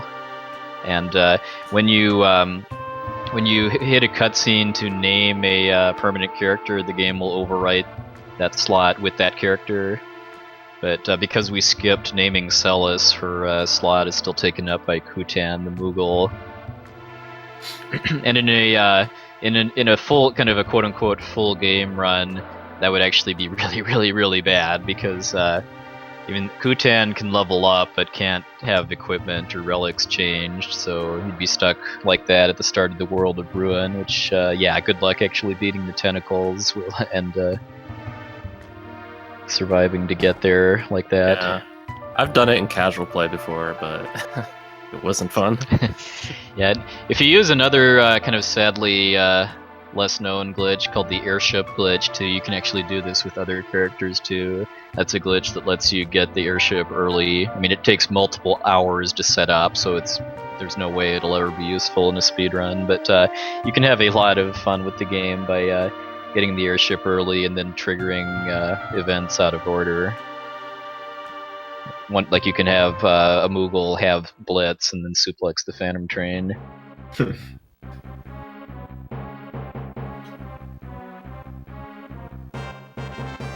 Yeah, airship glitch is probably the best glitch in this game to just mess around with. As far as what you can do with it, there's a lot of weird stuff. But when you do anything out of order, really, it's just what happens if I do this? Oh, it softlocks the game. Okay, what happens if I do this? Oh, I get this happening. All this random character swapping. You can revive General Leo. Yeah, you can have General Leo examine his own grave. You can have Terra with you in Zozo to save Terra. That sort of thing. I think you can have Terra sing the opera too and turn into pixel explosions. Yeah.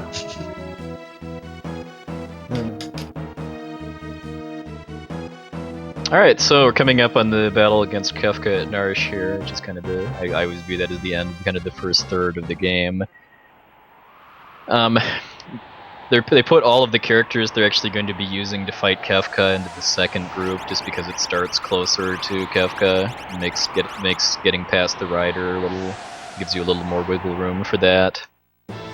Getting just like with the Moogle multi-party battle, you can skip all of the other battles before the boss, and it's a lot easier to do here too, just because the soldiers all follow fixed movement tracks, and you can. It depends on how you want to do it. Well, yeah, I guess technically. Well, let's see if anyone goes for it.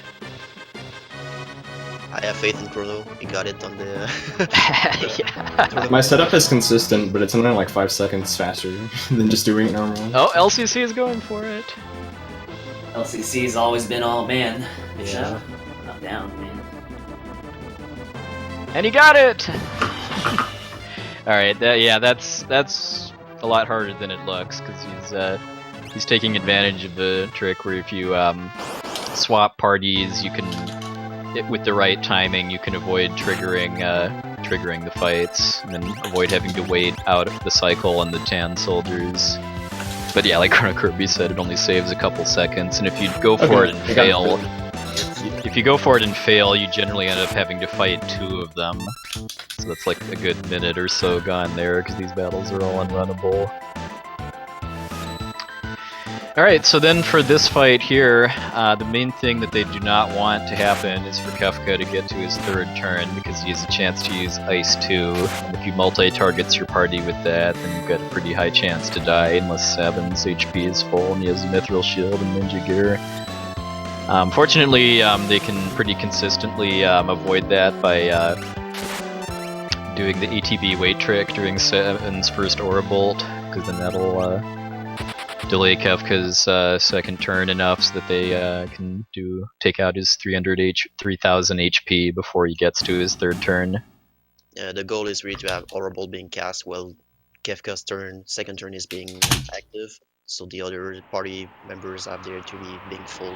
Yeah, I missed it. Did anyone actually get the earrings, or did you skip them?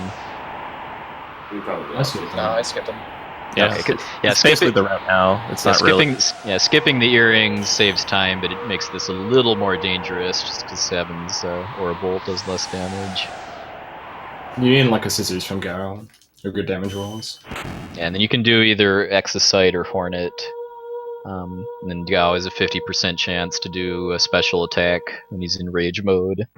And then yeah, either Scissors or Iron Needle is stronger than his regular attack.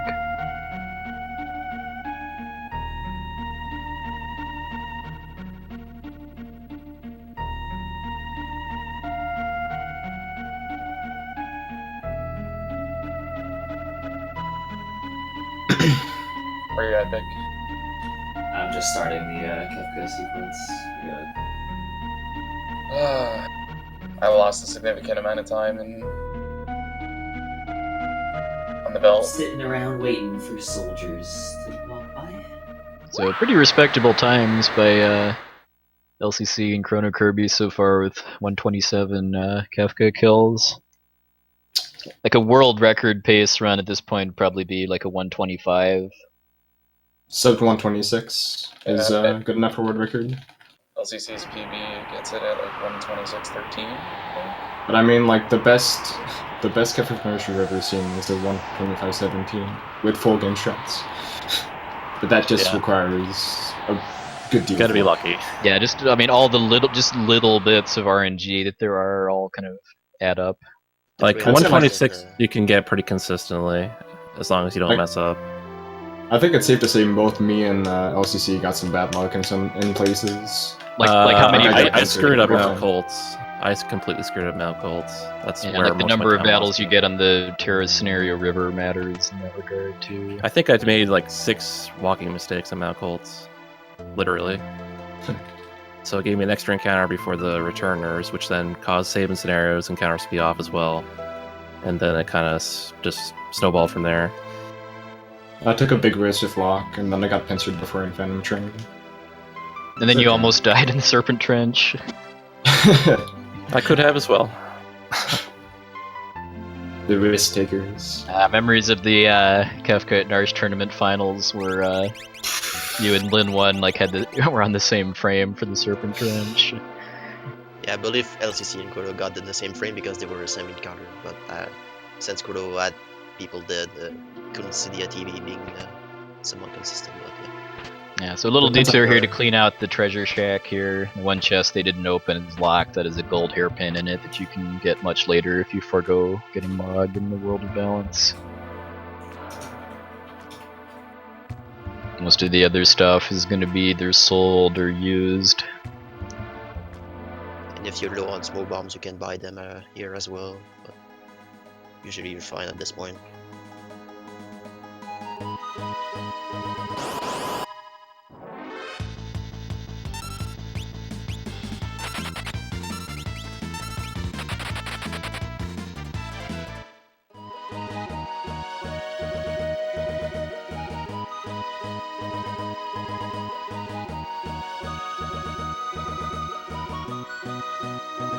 So at this point, I have no idea what is the encounter manipulation, since I never really passed that the learning of beyond Kefka March. I know there's some stuff for the opera formations, but the Yeah, I rest know- is just like, don't get Yeah. extra encounters. Yeah, the rats RNG movement. Yeah, I mean the return on investment for doing further step manipulation after pretty much after the end of Sabin scenario really isn't really that high, just because I mean, you now have smoke bombs, so getting the types of enemies you run into are generally pretty trivial. I mean, you could, I guess, in theory, like dodge getting slam dancers and other stuff that might damage you, but for the most part, it's not really going to matter that much. Past the only world, thing yeah, it's- you'd want to manip is like the sketch fights at the very end of the game to make sure you get the correct formations, but that's like quite a bit ahead, and it'd be hard to just keep step all the way through. And it's not like a FF5 where you can like skip encounters. In this game, if you can't actually skip encounters at all with step manip, so Well, that was interesting. I have to check and see if I left it on active, because Ice 2 came super duper early. Nope. He solo Ice 2 Cyan, so I got lucky.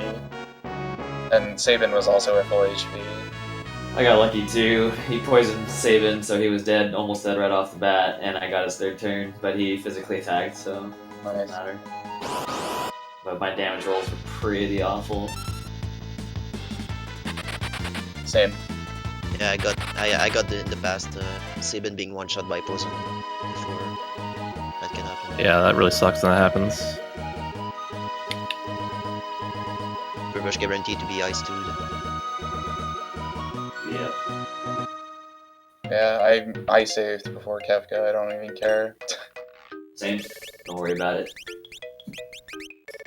So when they build their party after the post Kefka cutscenes, it's important to have Edgar be the party leader, just because doing that gives you a 50% discount from the shops in Figaro Castle, where they're going to be getting some tool upgrades, and then also pretty basically all of the healing items they'd need for the rest of the run. And the revive for later in the Esper's Cave for the grinding part.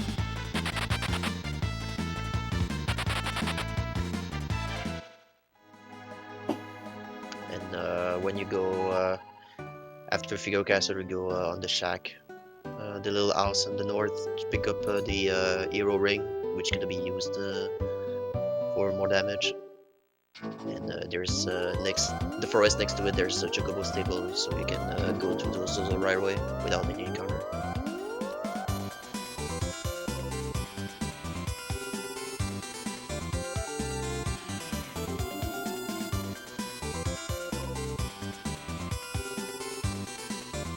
I was quite happy the day I discovered that chocobo forest existed as a kid. This is a long walk otherwise. Yeah. Well, usually I go from to the city there, and I pick up the chocobo stable to go up to Zozo when I was a kid. But the long walk down from there, it's yeah. I used to be stuck there as a kid, actually. Alright, so, main real thing to say about Zozo is that there's a dangerous encounter they can get here with a solo slam dancer. It's kind of like with the Angloform, the game gives certain enemies different AI depending on whether they're solo or in groups. And solo slam dancers can use level 2 elemental spells. It's generally not you're generally not going to die if one of them gets a turn, but it's going to wipe a lot of your healing item supply if it happens. I think that they one-shot the whole party. Maybe I'm wrong, but it happened to me before. But If yeah, Cyan and it's really Saban are scary. full, Ice 2 can kill you, I believe. But yeah, it's really scary, so you want to have smoke bomb right away. And have your cursor ready on memory for that, on all the party members. Yeah. You can also do a little bit to, because this is where you start getting items for lock at this point that increases speed. The thief knife and the sneak ring. I missed what they actually equipped by this point, but putting both of those on lock boosts his speed fairly significantly and lets him get smoke bombs off sooner. That's pretty much the whole reason he's here at this point. Like the older route, you brought Celis here instead of Locke, but yeah, then we started bringing Locke just for faster smoke bomb use on the random encounters. And on Zozo, there's a little trick you can do with the NPC, like on the South Figaro unlock scenario, you can clip through NPC. So you can do that on the stairs on Zozo. It's a little trick that can save a little bit of frames. I think LCC got it. Yeah, I did at the time.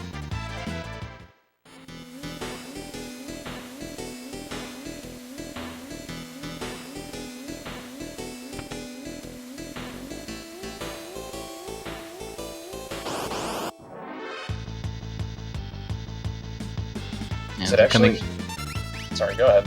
Alright, so they're coming up on Dodaluma, the next boss. I think LCC is gonna, and CronoKirby, it sounds like you're gonna both go for a somewhat new strategy that uses the retort glitch to try to quick kill him and skip his death animation. But I know the setup for it is fairly tight as far as your execution. I never really learned it myself, but it's pretty tight, yeah. It's a lot more difficult than the previous one. And going upwards, you're gonna pick up the fire knuckles, which gonna be used on monsters too.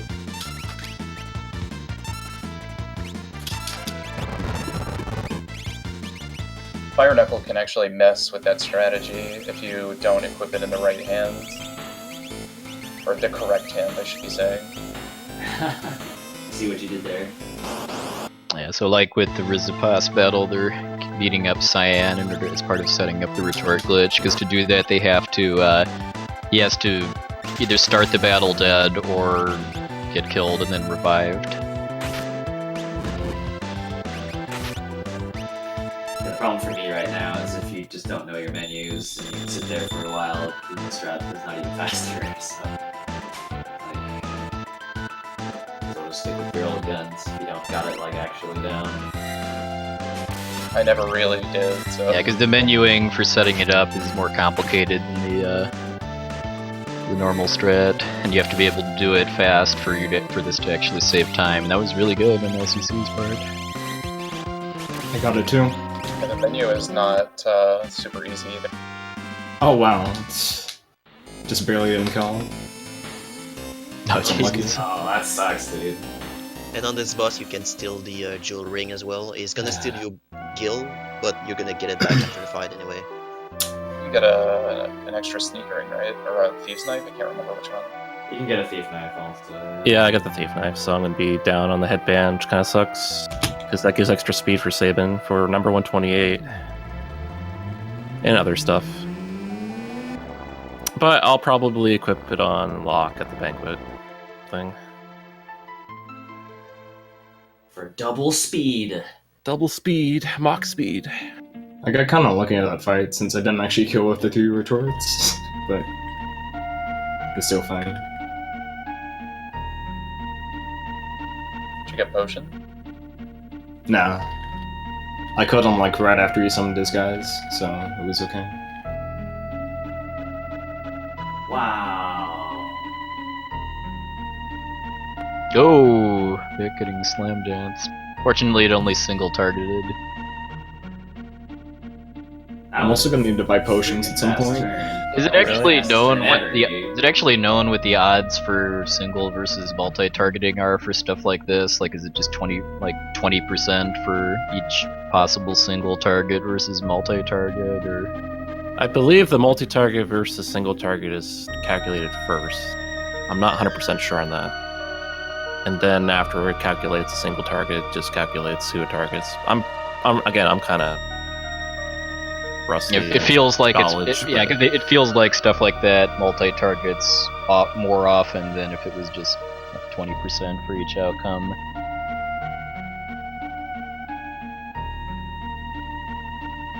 Did anybody get the NPC clip? Yeah, I I did. got it. I wasn't gonna go for it, and then I said, nah, why not? Yeah, so I think from Vic and Countdown, we're going to be seeing the other Dodaluma strat, which is it's where they go for a quick kill, a different kind of quick kill, where they try to have everyone except Cyan outspeed Dodaluma's first turn, and then then let him go, and then wait trick their next round of attacks after that to kill him before he either does a turn to buff himself or calls for help. But that's RNG depending on what his starting ATB. Ooh, yeah. Just the absolute main thing that we want to go for in this fight is to avoid what's happening to Bic right now, which is where he uses 3 potions or tonics and then casts safe on himself, because that extends the fight by about a turn, along with the animations wasting time. He does that based on an HP trigger that I can't remember offhand, but there's multiple ways to just manipulate when he gets his turns in order to dodge that. Yeah, I needed a little bit more weight tricking, and then I would have been fine. Because as you saw at the end of CronoKirby 2, once a certain amount of time has passed on Dodaluma's next turn, he will call for help, and that actually overrides him buffing himself. So that's another way. If you fail the normal quick kill just because of bad ATB luck, then you need to wait for him to take a second turn so that he'll then he'll call for help instead of peel. Whew, I got a solo slam dancer, but I got a preemptive. Nice.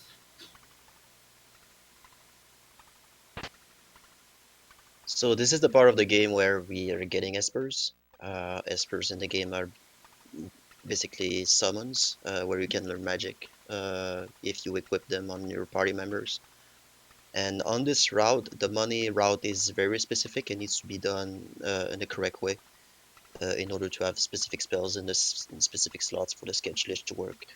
So on this, we skipped Kieran. I think Kieran is pretty much useless on all categories since it's Yeah, except 100%, which is all Yeah. espers. So that's why we left. I call it Yeah, I call it herb, but I don't know if it's male.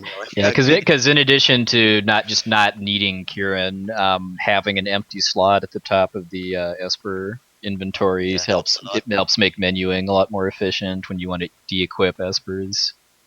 So on the first menu there, you want to have specific espers that equip on a specific characters in order to have the money route be successful for the sketch. So like because you want to have on the sketch, you want to have remedy on the 28th slot unlock, but in order to do that, you need to learn spells down the road. Yeah, Esper. I mean, once you get Espers, the game just becomes really wide open for routing. Because in addition to Espers teaching you magic and being summonable during fights, they also change your stats when you level up. So it just gives you a lot of options for how to build your party for the remainder of the game. Like I think for Saban, you equip Stray for his stats and not for the spells. Maybe I'm not correct, but I think that's what it is. Stray's +1 magic at level up. I mean, we get Moogle Charm well. in a weird way, let's say.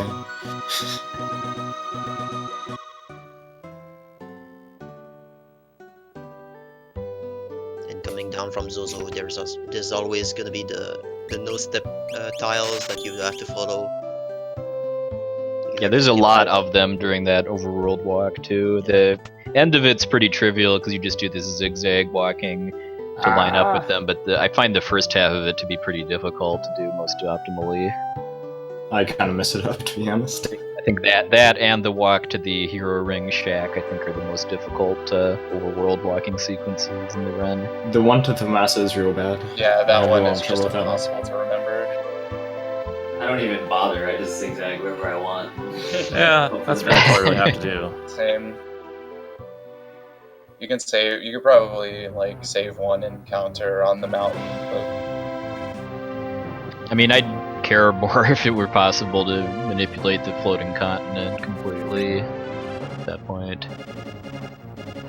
Floating continent's completely random though, right? Like even you cannot manipulate it. It just changes by frame or by step. The much. formations do. I mean, you can manipulate how many fights you get, but like you can't manipulate not getting ninjas, which would be the main payoff to manip route for that. But fortunately, they don't have to go there in this category for reasons we won't spoil quite yet. That place is. I'm allergic to heights. Coming up on the opera, so I'll take a quick break. Cool. I can't wait to pee. That's needed to happen for like the last hour. Same. Yeah, thankfully this game is pretty generous. You got like 2 minutes. No, you only have the FF5? 40. I think it's 40 seconds or something, isn't it? Where you don't It's have 2 to minutes. act. Is it really? It's like 2 minutes. It's It's long. gotta be like 2 minutes, yeah. It's FF5 is where we get like 35 seconds. I think I lose time on bathroom breaks in that game, and I just don't care. You have to. It's part of learning the run. It's Maybe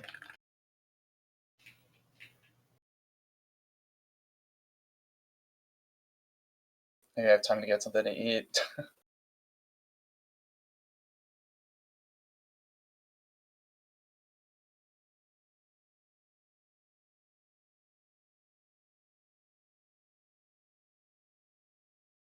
LCC, what happened? he died to the opera. Did he get up before he was supposed to? Is it our time to shine? Yeah. Yeah. I'm skipping Kieran right now. I'm way behind everybody, I think. I just left Zozo. Oh, okay, so it's still a race between us.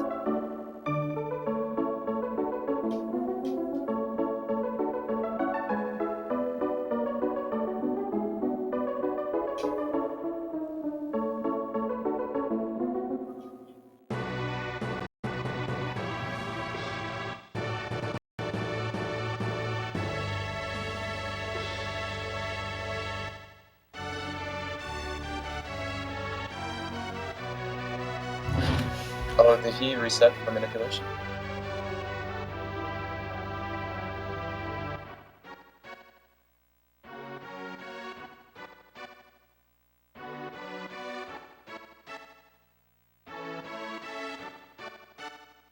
Rolling that it's automated, but when when you, I think it's Sabin and Celis talk coming out of one of the doors, then you have to mash. Yeah. I always just played it safe. Same. So it's kind of up to runner preference too, and if you do something silly during the opera or just take a bathroom break, I think everybody in this race is opting for the latter. Yeah. What can you do? You can take your stream. What out can't of you do? What can't you do? My stream. When when you, I think it's Sabin and Celis talk coming out of one of the doors, then you have to mash. Yeah. I always just played it safe. Same. So it's kind of up to runner preference too, and if you do something silly during the opera or just take a bathroom break, I think everybody in this race is opting for the latter. Yeah. What can you do?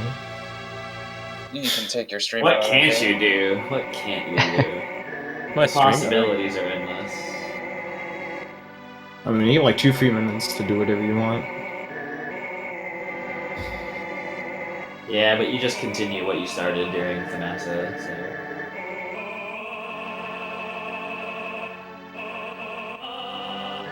Okay. Little fun fact too is that because of the changes that the opera sequence makes to Celis's sprite because of her turning into Maria, afterwards the game actually turns her into normal Celis instead of back into a Moogle, but she's still Kutan as far as her character data.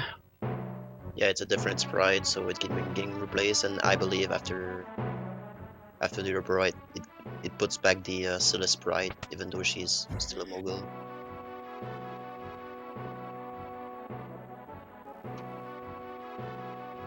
Ah yes, the epic FPM opera. I guess epic is one way of describing it.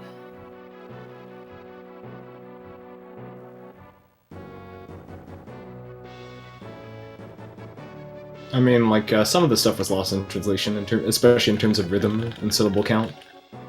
Because Japanese tends to be a lot more wordy with syllables than English is. Less wordy, actually. Well, I mean, there's a lot more syllable counts in some places.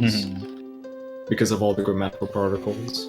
Yeah, like if you actually read the Japanese opera, it fits the flow of the music much better. They did a much better job with the GBA remake too. The SNES version's a bit clunky. If you Can want we to get see some bad more opera, Rosy though? if you want to see bad opera, just check out the PC version. PC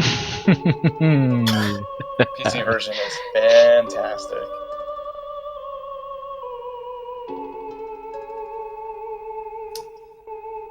When will someone beat my PC record? That doesn't have a VOD anymore. It's got a VOD of the most important part though, the opera. Yeah. Proof that it happened. You mean you There. didn't highlight it? Not the whole run, no. There's actually it runs on Nico for PC version. Oh, is there? Really nice. There's runs on Nico for everything. Yeah. I remember seeing a a run of the Android version, Nico, before the PC version came out. Maybe that's what it is, but yeah, it looked like a PC. Yeah, it's probably pushed up the same thing. Yeah, the PC version is basically the GB version, but with the better shell. With some interesting changes to the controls and some pretty polarizing changes to the artwork. Also, don't you not get automatic sprint like in GBA version? Because like in GBA version you can get 4 times speed with sprint shoes. Plus basic running. I don't think you get automatic sprint. Yeah. We'd have to ask Sadorek about that. You do have diagonal movement on PC though. Yes, and random double turn glitches. Still not sure how that works. I am a fan of what they did with the menuing in PC though, as far as like combining the Esper and equipment and relics Yeah. into one menu. The main menu is fine, but the battle menu leaves a bit to be Yeah, like desired. the way they show ATB bars filling is very silly. I'm a big fan of the reworked enemy sprites of the PC version. I Oh think that's yeah, the best. those are Best legit. asset. I mean, they're they're high resolution, basically just transfers of the original sprites. So they just The look a main lot problem with nicer. like the character sprites is that they apply like a smoothing filter to them, but not to the backgrounds or any other sprite. So they look very weird. Oh, then there's like, the out of epic. place. There's that epic background for the burning house too.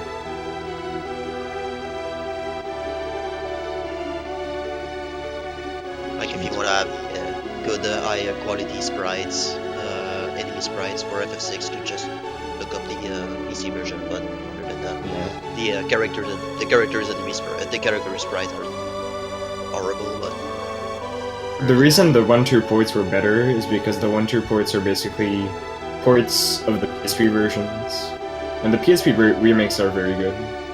In fact, that's like probably the best version to play FF4 on, in my opinion. If you want to do it casually. Yeah, I usually agree that the PC or a PSP FF4 is kind of the definitive 2D version of the game. So it's being pretty faithful to the original, but modernizing it a lot too.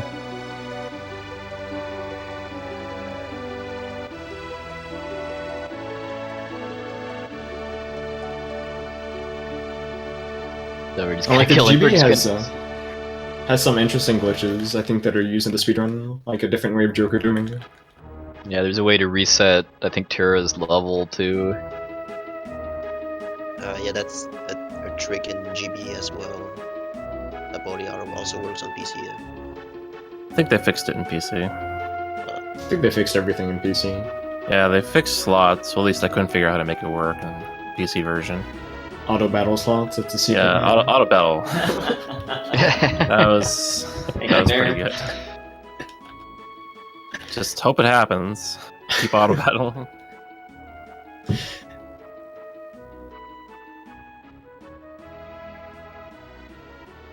Alright, so almost done with the meat of the opera here.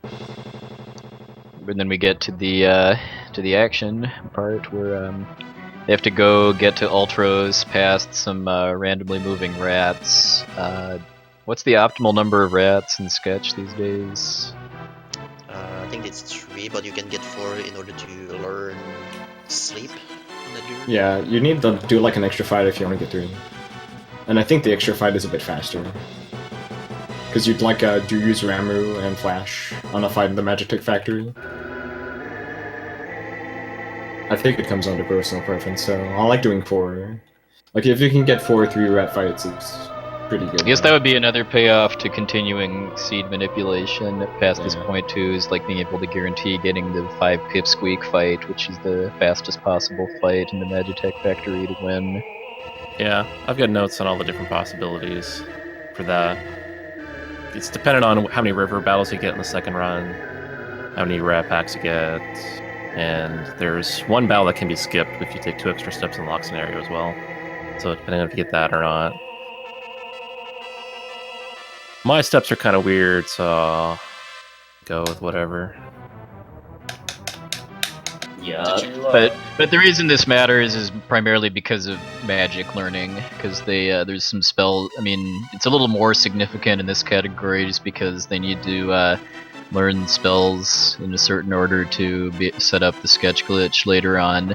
But even just for the kind of quote unquote glitchless part of the run, they do still need like to learn the sleep spell before a certain boss coming up, and that requires 10 AP. And the rat packs are all worth 3.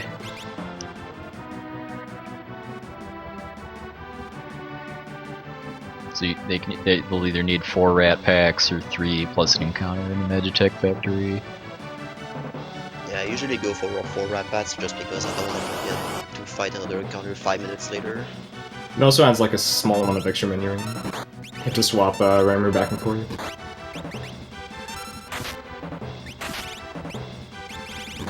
I don't think any of us actually talked about it, but when they were on the first river, they had Edgar solo kill a pair of pterodons to gain an extra level, and this is the main reason for that. Is that extra level buffs his flash damage a little bit and gives him a decent chance to one-shot some of the gray rats because they have 299 HP.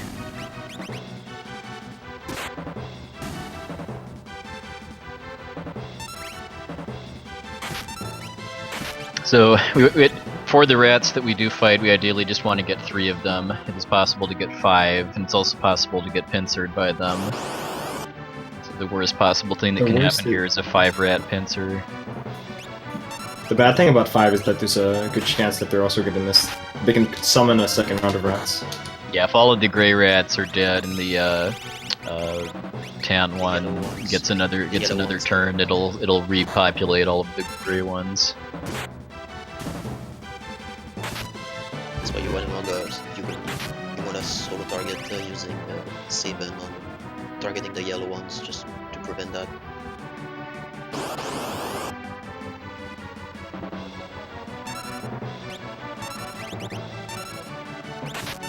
Okay, I'm gonna get my fur rats whether I want it or not.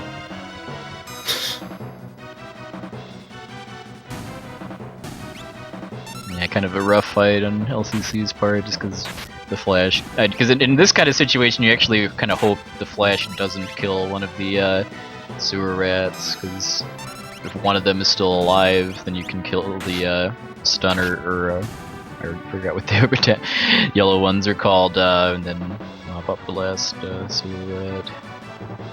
Oh, vermin, there we go. I think stunner is what they're called in the Japanese version.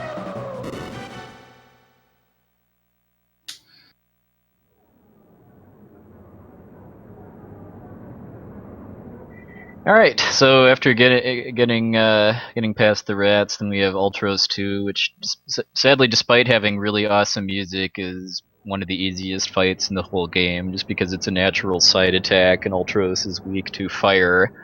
So if you set up your party so that Sabin is able to hit him in the back with the fire knuckle, you can 2-round him, no problem. He's weak to thunder too, so you generally summon Ramu as well for that. Yeah, Ultros 2 is weak to fire and to thunder, so I think you can kill him using block attack. I tested that, but yeah, and if he has the thief knife, you might proc with it and have a slower animation. You wanna have? I think I tested with Genji Glove or something like that, and in the front row, doing that menu just equip Ramu, it's faster. Now, my Japanese version strat used to do that before Toru found a much better one.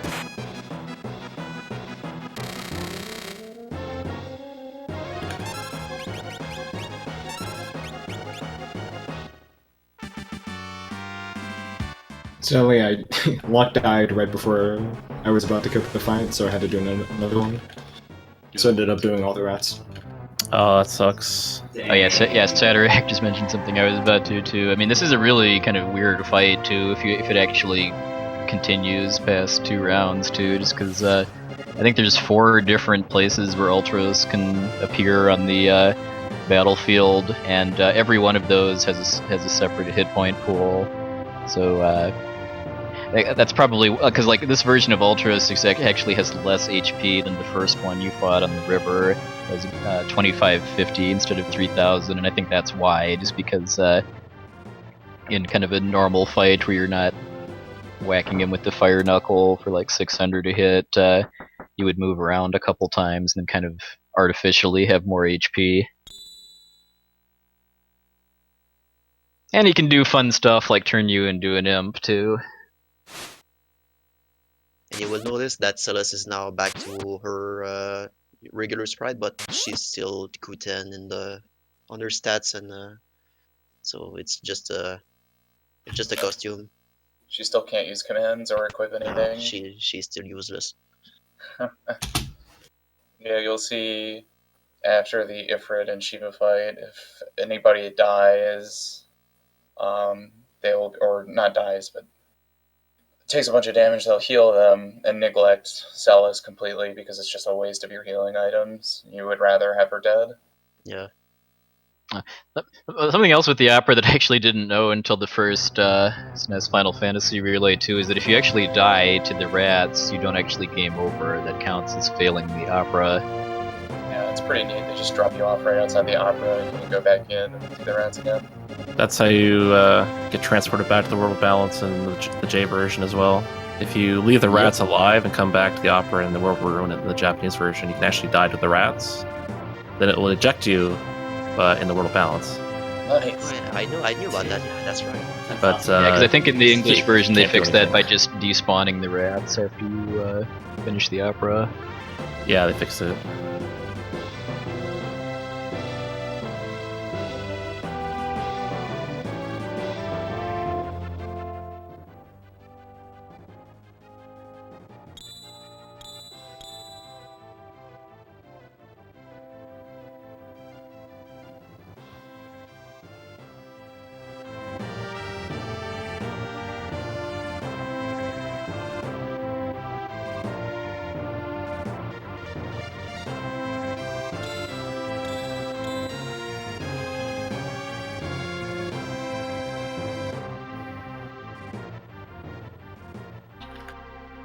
As far as I know, anyway. Yeah, I can't say I personally know anybody that's tried it. I mean, I'm sure there's some crazy stuff you could do to it, like involving memory corruption, but without that, I don't think it's possible. And doing memory corruption in the J version is harder too.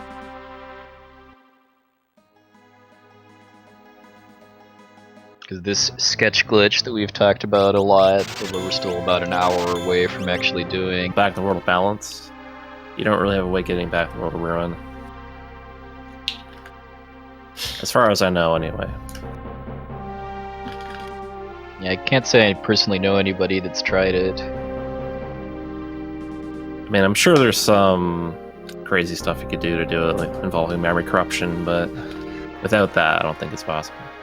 And doing memory corruption in the J version is harder too.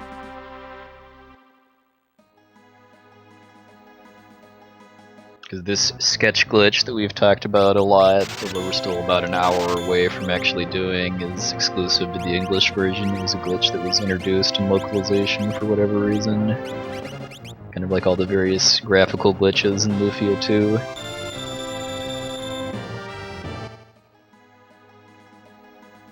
Okay, got 3 rats and 2 of them were preemptives. Nice. I had 3 out of 4 or 5 rats. It was pretty awesome. But I didn't get owned, so besides that, that's nice. Yeah, if you want to screw around with just messing with the game and events and stuff, the airship glitch is the way to go.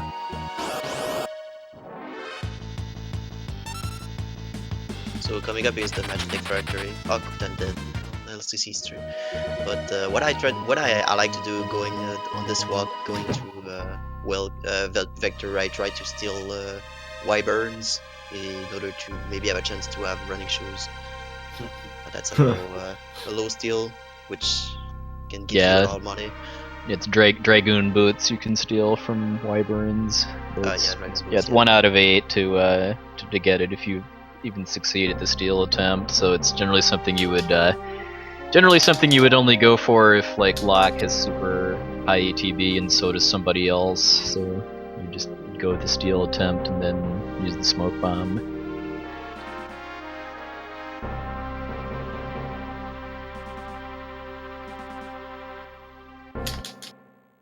So pretty much all of these encounters here, I think maybe except for the proto armors, they can win reasonably fast through some kind of combination of like, well, I guess they don't have Celis here, so they'd have to do like summon Ramu and or use Flash, and if it's Pipsqueaks, just the Ramu alone will kill them.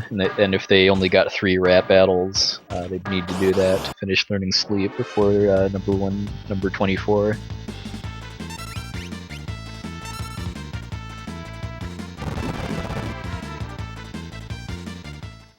So the Magic Factory, there's a lot of chests you can pick up. For the free speedrun, you just pretty much go through straight to down to Ifrit and Shiva. Yeah, the Magic Tech Factory is a lot longer in casual play. Yeah, because there's a lot of chests and a lot of secret passage you can go through, and a lot of good stuff as well, like elemental swords. I think you can loot. There's Dragoon boots you can get. There's a Older routes used to get those as part of the money route too, but like, got cut out of it a while ago. There's some good armor being hidden on the wall to the south as well. But if you know where to go, you can skip all that and go straight to it. Yeah, they do I think they picked up at least one of the elemental sabers though.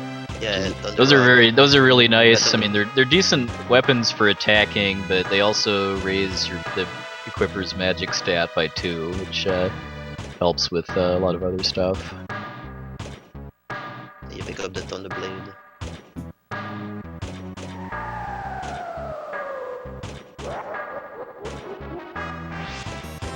If you pick up the elevator when the Kefka's cutscene is right now, you can just go. You have to go back all the way, and it's kind of long on casual.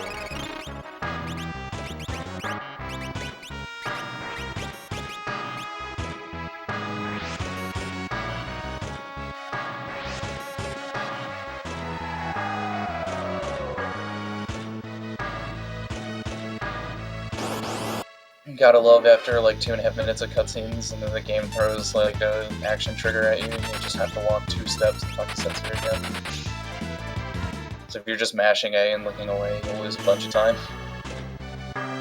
Oh yeah, it's like in Thamasa, or no, when you're going to Thamasa for the first time, you have like this cutscene where you have to trigger it every single time. Oh yeah, on the boat, that's really obnoxious. So coming up is the fight for Shiva and Ifrit. Usually you're supposed to fight 2 of those, and they're swapping back and forth. But on the any percent, you can attack at least 5 times, and there's a transition being triggered. So Ifrit will switch place with Shiva. But when that happens, there's a trigger in the game that's the can't run flag that's being removed for a short amount of time, and during the transition between the 2. And during that transition, we have used that to run away. So we're gonna see. LCC is having some issues with it. But yeah, you can either do 5 physical attacks to cause Ifrit to swap to Shiva, or do 3 spells to cause Ifrit to move closer to you to cast Fire 3. In Battle Speed 1 active, you would want to do the latter just because it's safer, but in normally the 5 attacks gives you a faster fight. I think it's LCC's failed it because I think it's the pop-up, the can't run away window that delayed, and the flag got put it back on before we could run away again. I think that's what happens. It's looking a little dicey. Oh. We made it, nice. Way to go. Ooh. So even though it's not really sure if it's a glitch or not, because the Japanese community is using that trick on their glitchless run in order to skip that battle.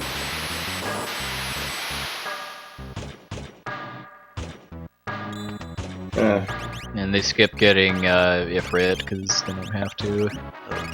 Saves 2 steps along with the pop-up text. Well, yeah. I think that's gonna be the end of the road for me. Have you seen it? Nah. That's the Saves first for time that's losers. happened to me, actually. Oh, you died. Oh, you died to Ifrit, or Yeah, he did. He like fired twice on lock. Then he fired the party. Then he blazed the party. Ooh. So I couldn't get the 5 attacks in. Yeah. Yeah. There's a safe room next to that fight, so if you want to take safe, you can do that. But I usually do that for my runs, just because. Yeah, I mean, if you die to Ifrit, it's a fairly fast recovery, just because there's no cutscenes. You just load the save and get back into it. I still haven't saved my game yet. Like I said, man, LCC's Yeah. all man. I'm all in. Well, I mean, wonder if we'll have a stunning upset then, like we did with DKC3 last night. Oh man, LCC picking up the break sword. Sure simplifies Yeah, things. so despite being a robot, number 24 is not immune to sleep. So that's why they wanted to learn sleep before getting here, so they can completely trivialize this fight. Because normally number 24 changes his elemental weakness every few rounds, and but him being asleep means that he still takes damage from the holy element, which is what Aura Bolt does. Yeah, the break blade I picked up on habit. I didn't actually make a conscious decision to do it. I just kind of did it by mistake. So. And then even though Yeah. Edgar's drill would do more damage, that would wake him up because it's a physical attack. So once he's asleep, they use flash instead, and then also attempt to steal the rune edge. Well, I think what I'm gonna do is instead of just moping around, I'm just gonna do credits work. Because why not? Okay. Sure, why not? Okay. Why not? I approve. 20%. Nice. See? No one's having good luck on this fight. It's really unfortunate. It's all up to countdown now. Hope the people rest on your shoulders. Yep.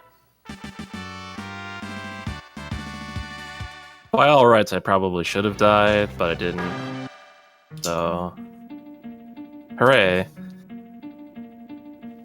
I take it this is more difficult than in other categories because of Bhutan being slow. Yeah, if Kutan dies right off the bat, it's kind of annoying. That's what happened to me. And I didn't get the right run set up, and then I had to hit Shiva 5 times with 2 people, which involved using a lot of potions. Yeah, and Thank then you for reminding me, by the way. I need to revive Kutan. She died to a Joker. kind of an interest. I don't know if you could really call it a glitch, but Sabin, if Sabin is the Fire Knuckle equipped, his attack will only count towards the 5 if it's not first. So I guess that makes a bigger difference in Sketch because of Kutan being slow. Yeah, usually Locke goes first anyway, because he has running shoes, a thief knife, and stuff, so it's kind of rare to have Sabin go first. I'm gonna need to force an encounter too, because I only got 3 rats. Garm Commando is still fine for the Ramos strat, right?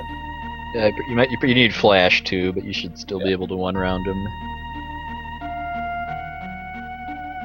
I thought so. I'm banking on the Pipsqueak right before. Yeah, but yeah, if you haven't learned Sleep yet, you do need to get the fight before jumping into the garbage chute, just because the there's completely different enemy formations down there that don't really work as well. I guess you could technically do it climbing that staircase too, like I think Tori does that in his Japanese N% record. Yeah, there's a couple formations that are good for that, like the generals, I think they're called. People with the axes. They give decent AP, I think.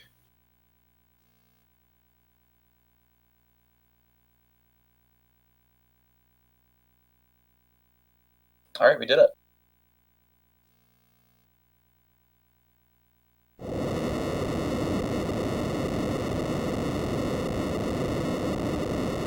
Alright, so LCC is about to start the most stunning and beautiful display of Mode 7 technology you will ever feast your eyes on, the minecart sequence. There's 5 fights with mag rotors that you do before getting to the next boss, number 128, and then you can actually manipulate the formations for the mag rotors by who your party leader is and then what status conditions they have, if any. So putting Sabin into the first position gives you the highest possible number of red mag rotors, which give you more money than the purple ones. Gives more XP and I believe so. I think. But yeah, Generally a faster fight too, just because you can one-shot them with flash, which is a faster animation than anything you can do to one-shot the purple ones. I think after one level of Edgar, you can one shot Mag rotors.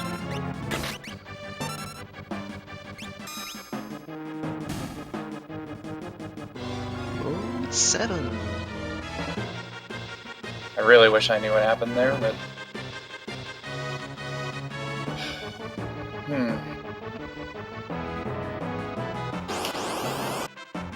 It's like we all just got owned in our own way. That fight. Yeah, dude, I'm resetting. Yeah, I had to do the same. And the Back, magic dude, I could have points. come back. Makes my freaking sketch setup more annoying now. Yeah, same. Did anybody get Drainerd too? I didn't get anything. I I don't know got what's the Rune worse. I don't know what's worse. Getting the Drainer or not getting anything. Probably getting the Drainer. Yeah. So yeah, there's a 7 out of 8 chance to get the Rune Edge, which sells for 37.50 gold, I believe, and there's a 1 out of 8 chance to get the Drainer, which sells for 1, because unique items in this game sell for 1. Is the kind of, I believe that's just the game designer's way of discouraging you from selling them.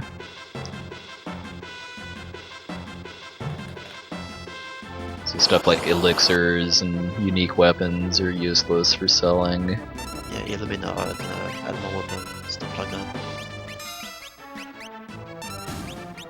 What is happening? What is going on here? Have I screwed up? Yes, I've screwed up a lot. What the heck is going on, dude? Why is this happening?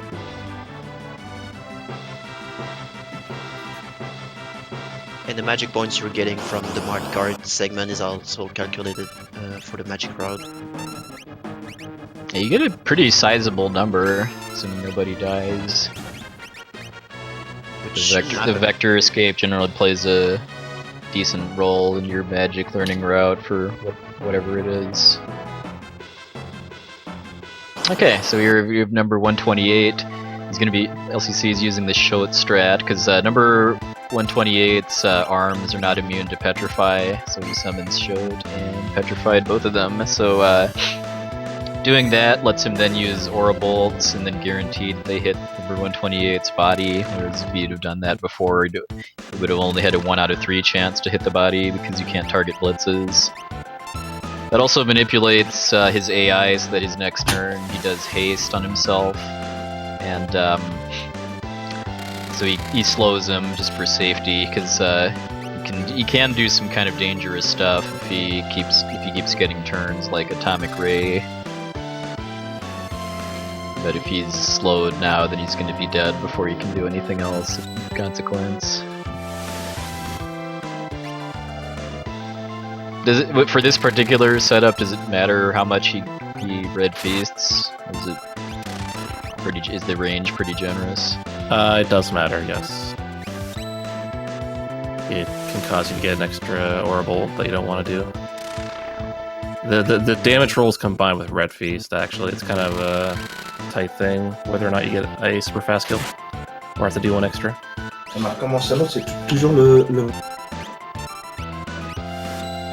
Another thing is that because I didn't have the headband, saving was down 1 speed, so I didn't really get a good setup to kill him quickly either.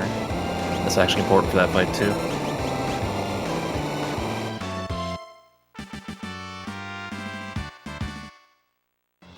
Yeah, for safety, you can also cast Vanish, like on the last Mag Rotor fight. You wouldn't want to do it sooner because it would mess with the Mag Rotor spawns. But yeah, if you Vanish, then that means you can't get hit by Red Feast or the arm's physical attacks. But number 128 can cast Ice and Shim Sham, which make you lose it.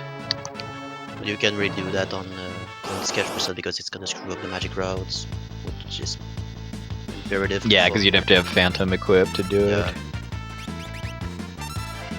It's okay, I'm gonna go to the codex first anyways, so... Yeah, if anybody missed it, CronoKirby, since he died to Ifrit and Shiva, didn't have a safety save. He's actually doing a credits warp run now, which is 55 minutes still the console record for that? Yeah, I think Cam only got 53. 52. Didn't Cam only get a 52? But the video evidence of that is gone. The only thing left is on my hard drive, which probably no one has. But it's 51 something.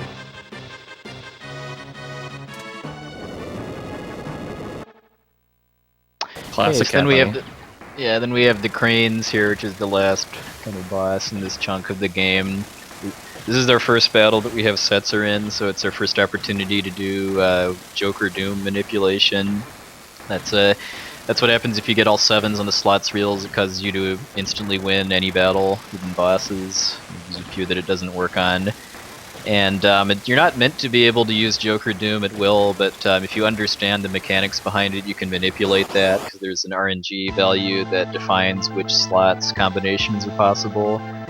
The easiest setup way to manipulate that is to just use an echo screen, and then that adds 16 to the slots RNG, so that you can then actually get 777, and the game even helps you get the second and third reels. So runners will generally pause buffer to get the first 7, and then once you've done that, the second and third one you actually get a really generous window for. You just need to hit A when you're within, I think it's 4 slot reels of the 7, so then you can just kind of do a timing queue from there. But if the RNG isn't set properly, then you can't do it. Even if you get the first 2 7s, if you try to get the third one, the game will force it to the next reel after that. And if you fill slots, you can also put it back on the same RNG using a potion. You use Echo Screen, you fill slots using Magomorph, and you can try again. Yeah, because it's all based on just understanding the mechanics behind slots and how just different, like, it's basically battle animations affect the slots RNG. Yeah, item animations change. Yeah, because like I know you can use crossbow to affect it. There's certain enemy spells like Inferno. I think I don't know what. There's one spell from Inferno that's screwing that up. Atomic Ray. Yeah. Used to be a big one, but that kind of got routed out of the game. Yeah, you skip that. Yeah. Yeah, then the full list of which enemies Joker Doom is not possible on is pretty funny too, because like you cannot Joker Doom Welk, sadly.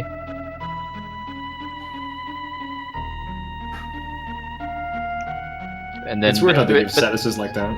Yeah, then the cranes is just can be just a really random fight too, just because since it's an automatic pincer attack, the cranes will almost always get both attack before you can do Joker Doom, and if they like both attack Setzer, they can kill him because one of them will do double damage because of hitting him in the back.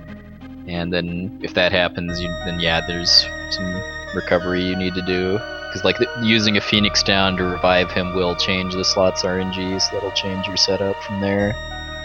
Yeah, the Rune Edge sells for 5,000, and the Drain Sword sells for 1, so usually better to get the Rune Edge so you can secure your rod count in Thamasa. Unfortunately, on Sketch%, if you hate the slots mechanic, there's only 1-2 instance where you have to do it. Compared to no Sketch, where it's everywhere. And you have to do the harder form of it too. Yeah.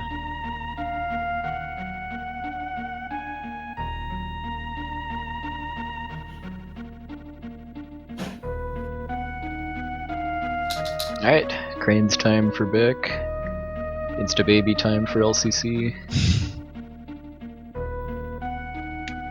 I mean, failing on cranes is okay, because they don't pose too much of a threat, but when you fail on the second boss, it can be pretty bad. Yeah, the robot. The Guardian, there's no recovering. He's gonna tentacle you, and you're gonna die a horrible death. Cranes that you at least have a chance of surviving. In my PB, I did manage to recover somehow. Nice. Through luck. Guardian starting UTB luck, maybe? Yeah, I think it was that.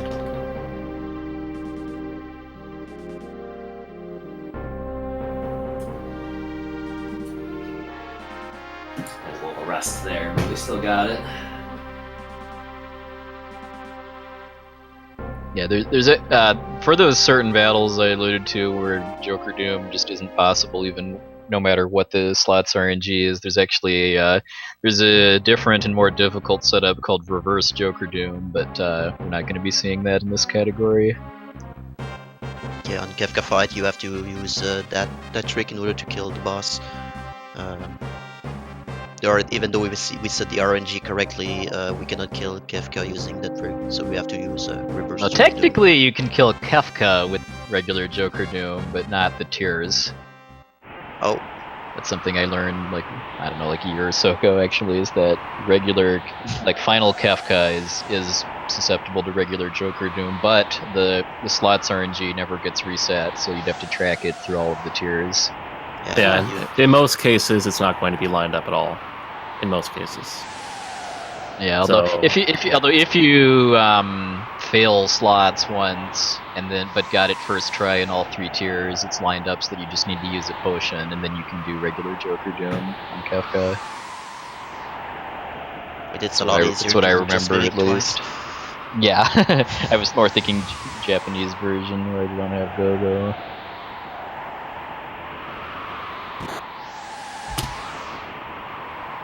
I'm taking tons of hits. This is not good. From 128. No, before 128. Yeah, he's got some pretty speedy mag rotors. Yeah, Edgar has been slow every single time. Like, he's been third to act. And he's gone, like, exactly at the same time as Locke, so pressing Y just, like, is a crapshoot. Mine was a little dicey because he cast haste like right away, so I was like, oh shoot. That's it. Do that the baby way, just weight tricking every little thing forever.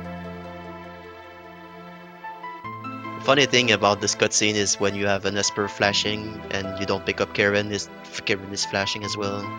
Yeah.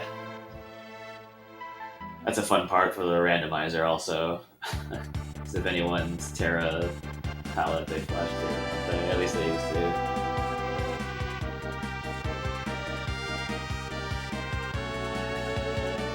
I haven't run that in a long time, so I don't remember. I was supposed to have another version, but got no news for that. Oh, the one with the text boxes turned off isn't finished yet? Last time I saw it, it was on LCC stream, but it was a long time ago. That's a pretty early haste. Not so happy with that. Yeah.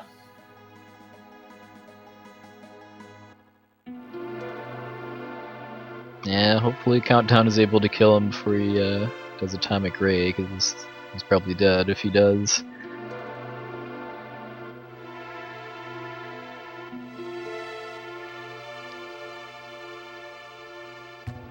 Oh, is Edgar stopped?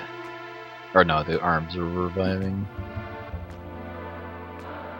Oh, that's kind of a good thing, actually. This is not good. Yeah, arms are both back.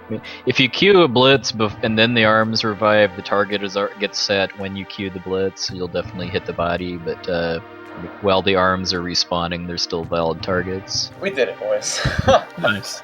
GG! Nice. Edgar died too, so I was like super worried. Does that matter for the magic route, or is it basically just lock? Just lock at this point. He just needs to hit bio, and that's about it. I think even if Saban dies, it's okay. Yeah, he's already learned Muddle, which I think is the only thing I need, right? Yeah.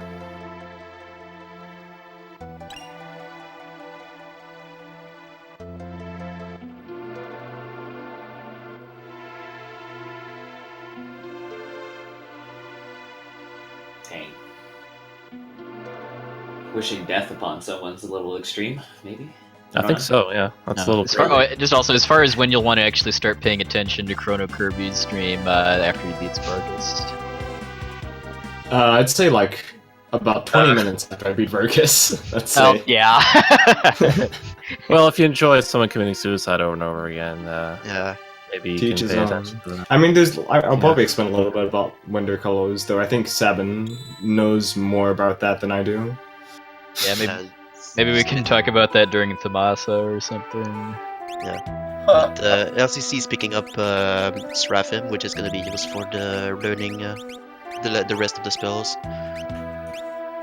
So it's a little detour we're going to do for the money route. Not the money route, the magic route. And after that you go through the Espers, keep up Espers. farming levels. I think it's 50 is getting Terra 16 to be able to finish the rest of the game. Yeah, the sealed gate cave is a pretty good place to just to do some catch up on levels. For mostly just for the Tomasa sequence where you're locked into just Terra, Lock, and Strago for the most part. Yeah, you just this game is pretty much all undead enemies, so they're gonna be being one shot by a revival. So it's easy to they only do physical attacks as well. On their first turn, at least, Ings can do Life Shaver if they get a second turn, but on Battle Speed 6, they never will. Is that when I think it's only doing 0 other than if you're doing damage to them. Maybe I'm wrong. Yeah. I mean, it would only matter if you use Phantom, Yeah. because it would count as a magic attack. But yeah, it's because drain effects in this game from spells get capped at the recovery amount. So yeah, it's 0. But yeah, so you can insta kill the undead enemies with either, as far as just items that you can buy, either Phoenix Downs or Revivifies, and they do Revivifies for this little mini grind here, just because they're cheaper. They cost 150 if you buy them in Figaro with Edgar instead of 250, and the animation's faster too.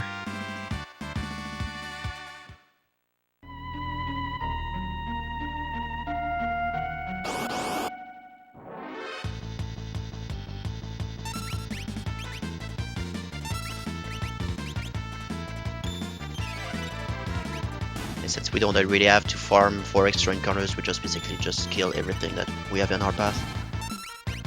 Yeah. In other categories, you would also have Locke run away because his level doesn't really matter, but in this category, they'd need him to get the AP from the fights as part of learning spells for setting up the sketch glitch. If you want to, and if you want to do the GP, be a battle speed 1 active, you want to have 3 party because it's gonna be faster and if you a lot kill them safer before, too. yeah, able to kill them before they cause too much trouble.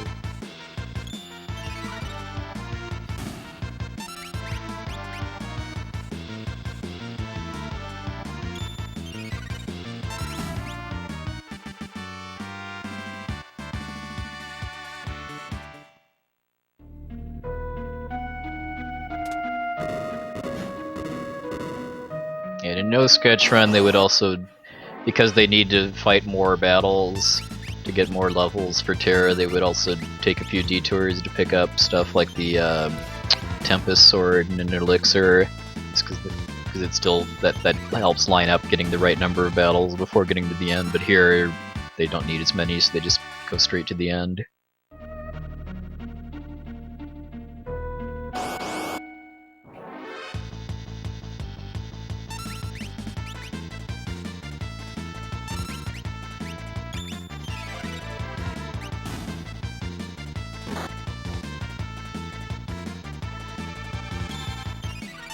I mean, you can also summon Phantom and then switch off for another Esper if you want to make this a bit safer, but it's pretty much been routed out now. I mean, they just use the weight trick to try to minimize the number of attacks that the enemies get off, and if they get hurt enough, they'll just have Terra cast Cure between battles. Yeah, there's not much danger really, just they're using physical attacks, but they're in back mode. Worst case scenario, you have to heal using a potion or something like that.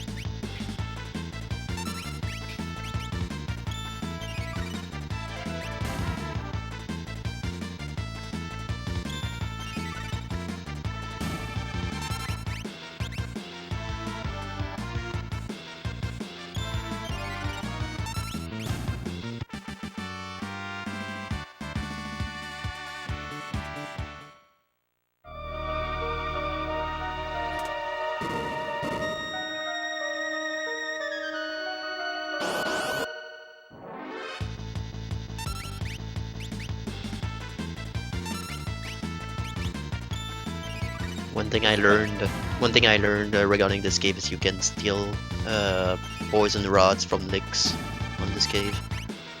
it's a very low chance. 1 out of 8. Yeah.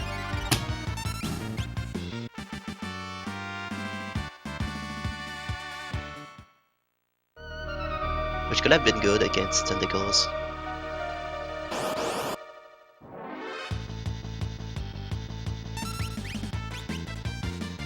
Would it actually do much versus just casting bio if you have it? My glitchless run is up to getting the airship, but I'm getting Bio Blaster for the tentacles since I'm not getting Bio Learn on Gerd.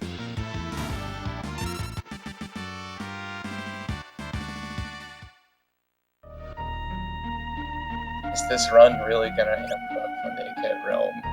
Well, Not right away. Not Yeah. right away. In a battle. Yeah, That's it. immediately after getting Realm, it's going to be ramping down for about 10 minutes, but then then it takes off.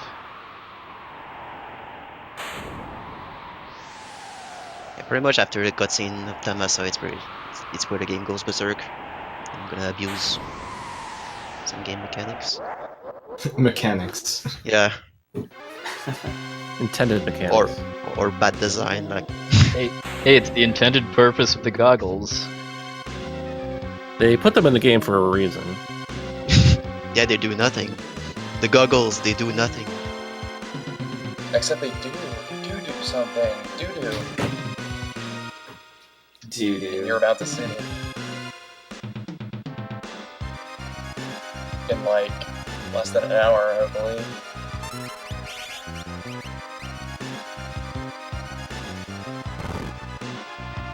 So usually when at the end of the cave, you're supposed to fight Kefka, but we can just use a smoke bomb and run away.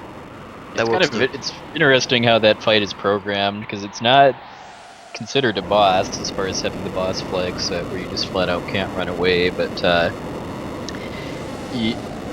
the way they try to prevent you from running away is just by disabling the L and R buttons. So because like if you go into the menu, you can't use them to scroll through or anything. But if you use a smoke bomb, you can still run away. It's not even really that much faster than because all you have to do normally is just attack Kefka once, but it generally is a few seconds faster because of skipping some text.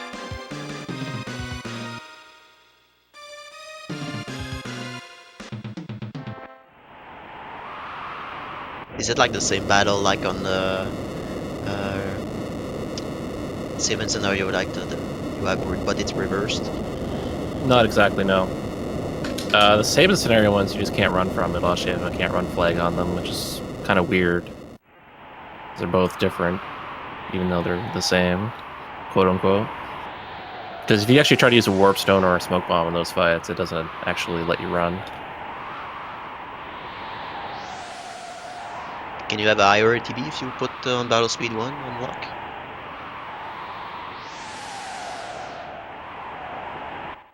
I don't think so.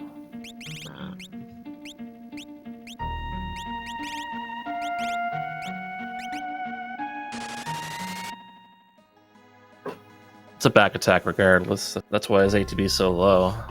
Yeah.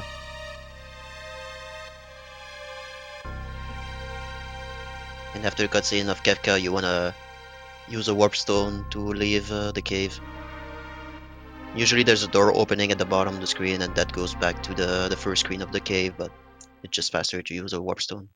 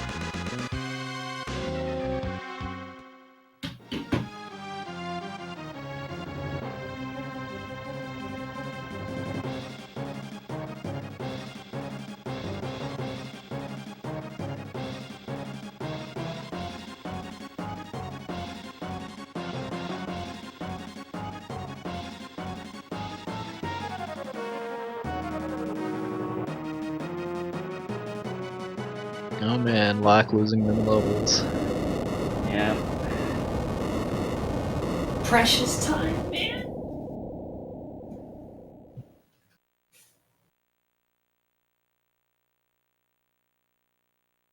LCC successfully dodging the airship soft lock.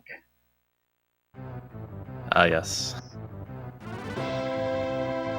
Has that actually been happened to anyone other than Fatflow yet? Not that I know of. Why, I wonder if it's just his cartridge. Happened to Fatflow, happened to anybody else? I'm sure it's all akin to my flow die soft lock. Yeah, that man needs to get his time down in Donkey Kong Country so he can get to work finding an airship soft lock in FF5. You can soft lock so easy with FF5 with the airship. All you have to do is land on Guido's cave, and then you lose the airship forever. Yeah, you can do the same with the Black Chocobo too if you land in the Master Tree Forest. I guess we just need to subtly coach him to do that. You can also soft lock the game by skipping Keb before your plant. It's possible to open the menu and use a tent on Keb and skip it, but then you can't get back through the other way. Oh, because of the gate being locked? Yeah. The airship glitch soft lock is just kind of a joke. It just happened once, and we believe it's the cart. That was the problem. Just the cart It's not- malfunctioning or something. But yeah, during that crash cutscene, LCC had a minute or so ago, for another runner, Fatflow 23's game crashed at the end of that crash sequence. It literally crashed. The game glitched out and crashed. Oh, and we've got the banquet here too. I mean, is it still not? Is it not? Still not really understood what causes the banquet soft lock glitch. Not think- specifically. I think Caleb got it. I think. Yeah, he did Weeks ago. recently.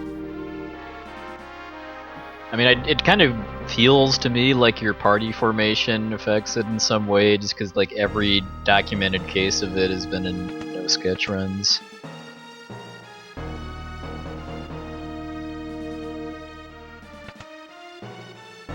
Mysterious Wanderers of FF6 unknown.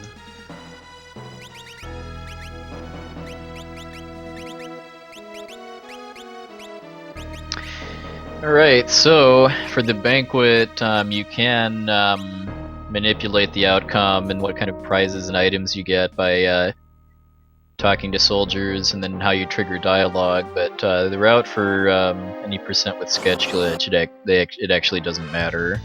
I mean, it's fairly trivial for time to do most of the stuff because you have to wait for this 4-minute countdown before the story progresses. And so I mean, everything you do with talking to the soldiers is for free except for screen transitions, which cost some frames, and then there's just text options in the banquet. I guess fighting the special forces is probably the most significant thing, but just because they're not going to be playing enough for the remainder of the game for the charm bangle, which reduces the random encounter rate by about 40%, to really save that much time, they're actually just going to, I believe, just pick up some of the chests and then fight some of the enemies for AP, and then just spend the rest of the 4 minutes sorting their inventory.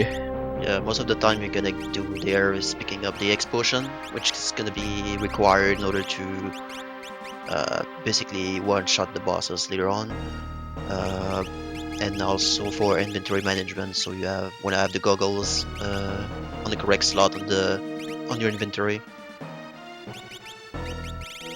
You're gonna see later why we're doing that, but it's very specific. No, I thought LCC went AFK there for a bit. Basically, yeah. I mean, this menu is just, you can hang out for a bit, doesn't really matter. You going double thief knife? Yeah, totally do that. There's kind of a fun glitch you can do during this, where called the Genji Glove glitch, where the Genji Glove lets you equip 2 weapons, and just in short, you can abuse the order that the game does stuff when you remove the Genji glove, so that you can have the timer run out in the middle of it, and then still have 2 weapons equipped without a Genji glove, and then the game never cares about it again unless you change weapons.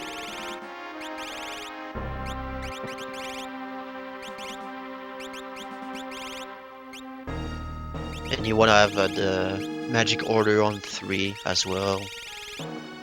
Yeah, because the spells that you know on your party leader, and then the order that they're in the menu affects the sketch glitch.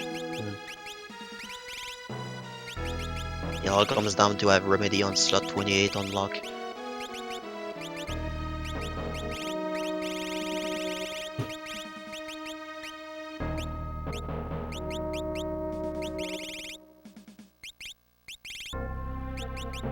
Okay, if you'd like to explain the credits warp, this would be a good time. So I'm gonna go and start dying. So about, maybe it was last year or the year before, there was a Japanese guy that found a softlock. If you died 52 times on the world map, the game quote-unquote softlocks. So it was not really well understood until 2 French testers, Ken Mooney and Kilai, found a way to abuse it.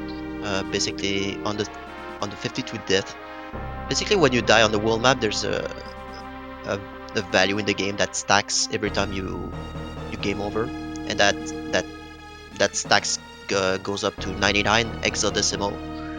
And if you die another time, it overflows that value. So in order to abuse that, we need to color the menu. We need to change the menu colors to certain address. This is pretty much the code that we're writing into the RAM to instruct the game what we want him to do. And what we are instructing the game to do is pretty much call the credits. Not exactly the credits, but it's when you finish Kefka, there's a little cutscene with Terra going down, and there's a white screen going down, and there's a sound effect.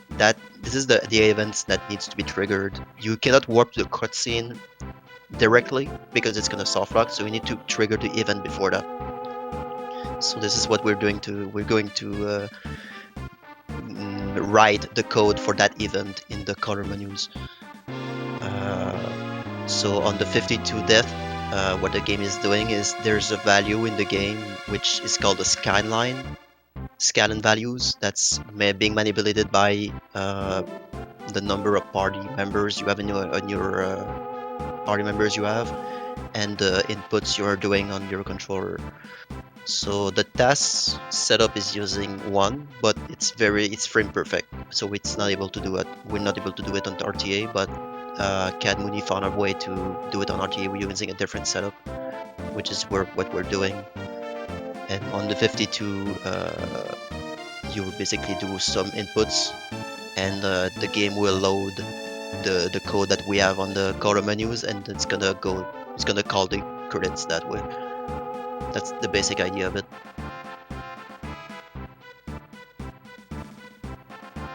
Could you imagine if the Chocobo background was required? Could you imagine?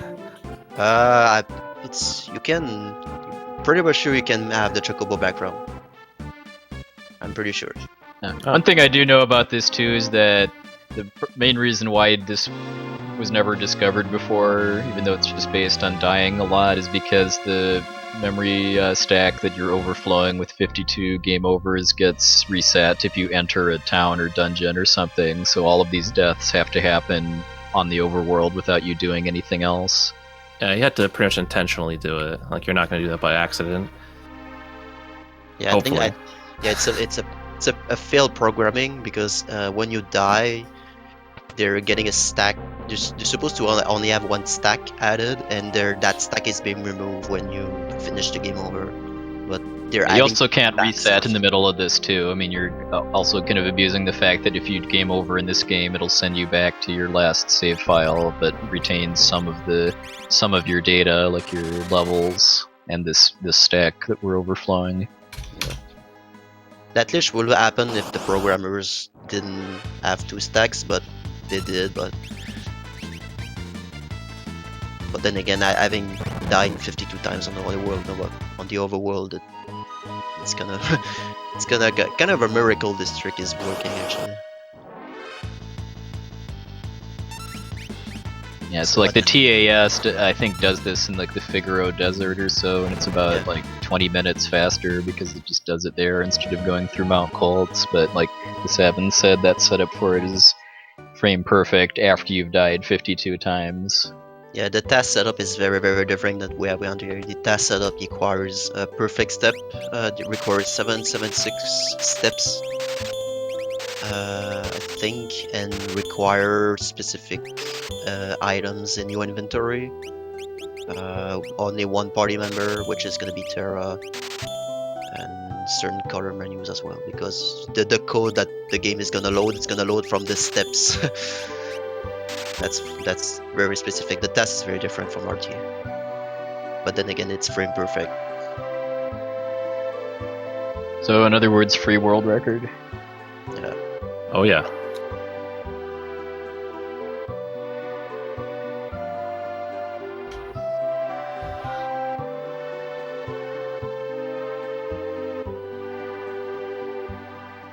So and then here too, where LCC is. This is part of why grabbing Shadow in the in Savin scenario in the World of Balance isn't really that big of a time investment, because part of the time you spend getting Shadow is naming him, and if you didn't do that, you would have to name him here when he joins you before you go to Thamasa. So you're just getting that out of the way early.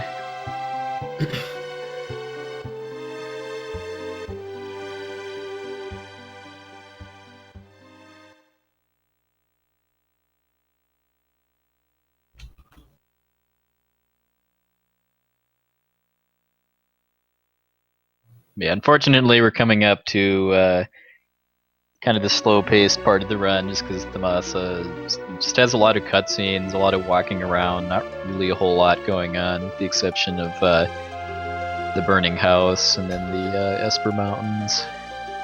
Oh, CC, you're gonna go for the white dress strats? Yeah. We're gonna do that. See if it works. Let's hope my notes are works, right. yeah. Okay. Good job, pass me.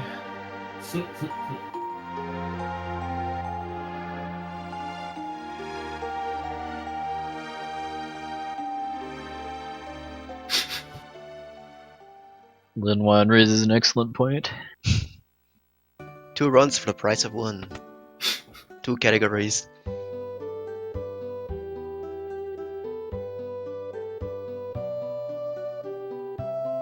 It's okay, we only have 40 deaths to go. We're at 11. But who's If I ever counting? run that, I'm gonna put a split for every death. You need to set up live split to make a sound effect every time you split too. Yeah, that'd be great. A different death sound for every game on Super Nintendo. Yeah, like something like it gets that. Super Mario Brothers death going, Zelda death going. Possibilities are Metroid death. Just use the Bucky O'Hare death sound over and over again. Gotta get the Terra Scream in there at some point. Oh yeah. Actually, can you even tie a sound to a specific split, or is it just like gold and stuff? Yeah, I think it's gold, green, and red. They gotta fix that. I think it's based on the delta. Feature request. Yeah, exactly. I want every split to have its own unique sound.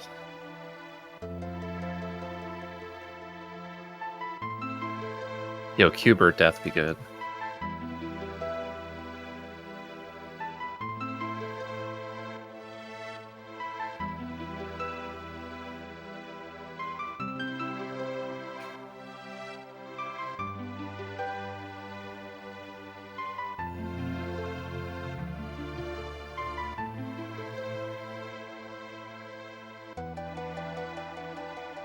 And one thing I forgot to mention about Chrono's run on 80% is you want to have the battle speed on 1 just to die faster.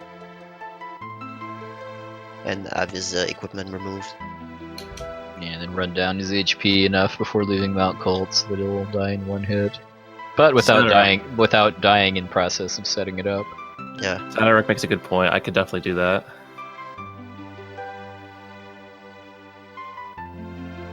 There you go. Perfect, dude. I have a soundboard already set up. A friend of mine programmed one for me, so it's all good. All I have to do is change out the sounds, change out the stuff, and I'm good to go. Alright, I think I know what I can expect to see at twitch.tv/the LCC tonight.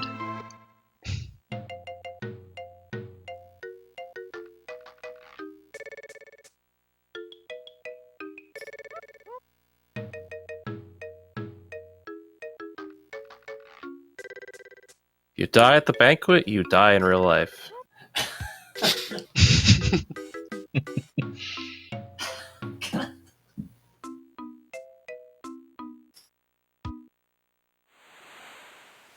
Maybe you could take your soundboard a step further and have it play, have it overlay some game over screens onto the stream too, like from Friday the 13th or Zelda 2.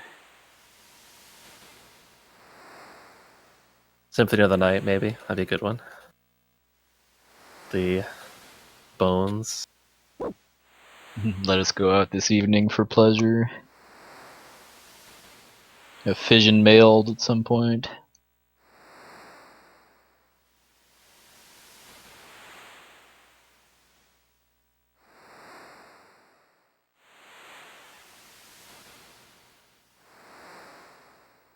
Ah, I knew But I forgot something. but break out the but the future refused to change. I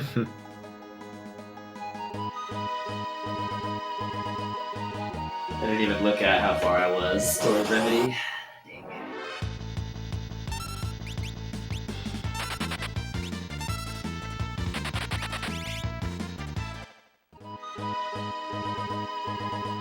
Alright, so if you remember the overpowered nature of elemental rods that we talked about during the tunnel armor fight a couple hours ago,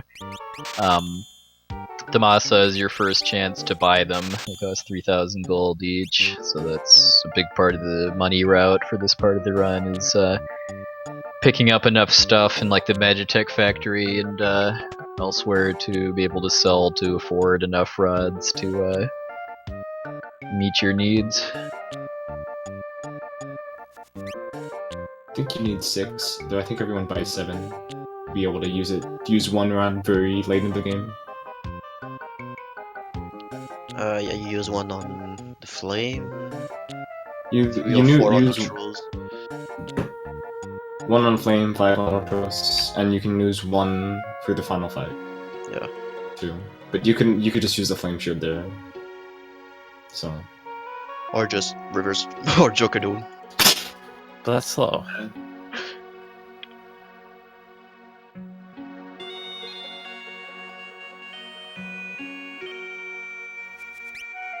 And we are officially halfway there. I keep thinking he's got to be done by now for some reason, and it's like I just died 3 times. So it's forever. It's like 25 minutes or. It's half the run. Yeah. Good speed game. Yeah. No world record is free enough for me to want to go through that, dude.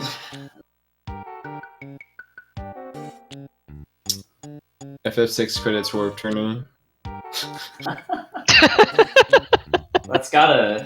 That couldn't possibly take 7 months to finish though, so it's a good idea. Do a giant round robin. Yeah, there's no way that like both runners would forfeit and stuff if they. It would literally just be one battle royale, I think. Yeah. So how difficult is actually doing the credits warp? The hardest part is counting and not messing up the menu. Honestly, that's the part, yeah. Counting Play splits. Yeah, and not falling asleep.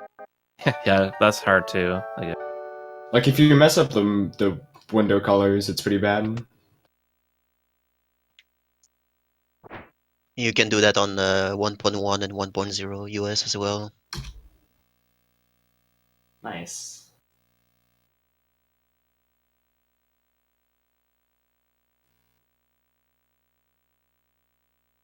I think PS1 All-Star should have Xenogears fit percent.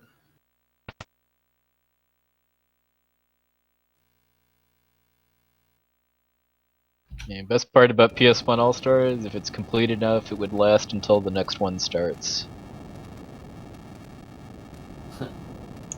It's just a continual marathon. You get like every PS1 RPG in there. And since FF4 and FF6 credits warps just got found very recently, we just need FF5 to have a credits warp relay. Credits. FF5 or doesn't have relay? anything broken, man. FF5 is like... FF5 is rock solid. But it's broken everywhere, but when it comes to major stuff, it's rock solid.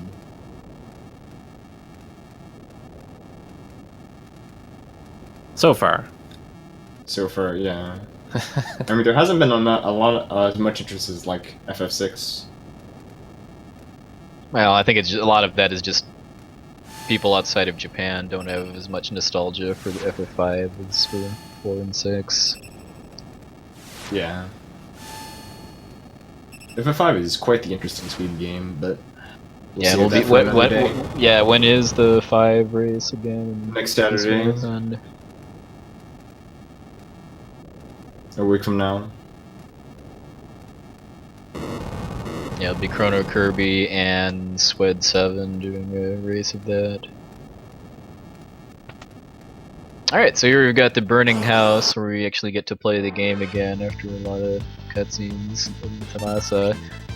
LCC just got there. Yep, the goal here is to get through with as few balloon encounters as possible, although I think in Sketch you might want to kill some of them for AP if you need it. Like 2-3, depends. I do, on, but like, Drago's so slow. Yeah, because you can one-shot them with Aqua Rake. It's Strago's starting blue magic spell, but yeah, the flames here have the same mechanics as the soldiers during the Moogle battle way back at the start of the game, but actually abusing those to avoid them is much more difficult because the flames movement is random instead of based on a fixed cycle. So in most cases, actually trying to dodge them is going to be slower than just running headlong through and hoping to get lucky. Is the quote-unquote record still 2 by Faflo? I think so. What did you get the other day? You had a really good. Yeah, I think 3. I want to say I had in my. Yeah, I'm getting all of them. So. Run. I know a little something about that strategy. Yeah.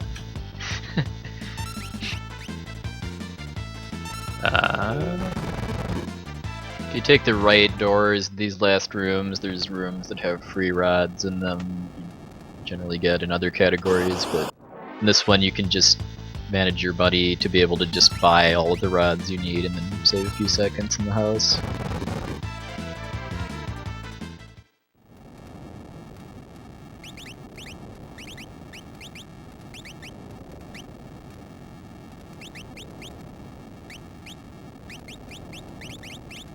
Okay, then Flame Eater is going to be, I believe, our first time seeing Terra's morph in action.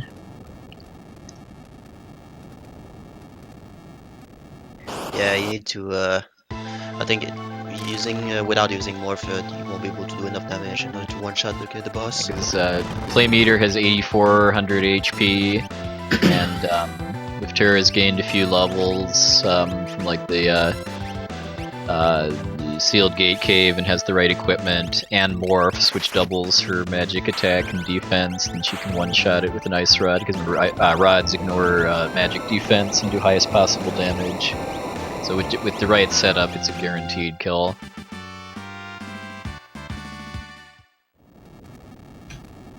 Something that's not really ever explained in the game, too, is how you get morph. It's based on the amount of AP that Terra gets from winning battles. That kind of factors into a morph gauge counter. I think you can go up to 255, where she can trance a long time. Yeah, I guess the main thing I know is just that you need at least 6 AP to be able to morph at all. Just having one turn and using the rod, that's how long you need.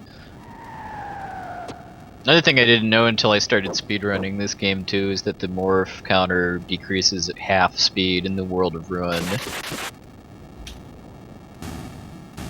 Oh, because maybe of the story behind that. Yeah, Anyway. I guess the Saving Terra each finally other and finding out what is love. well, a reason to They're, fight they're and able to I morph. don't know. I've been For the trying to get to children. Ultros for like the past 15 minutes, and I just can't go to Ultros, man. Just keep dying. So hard, man. Yeah.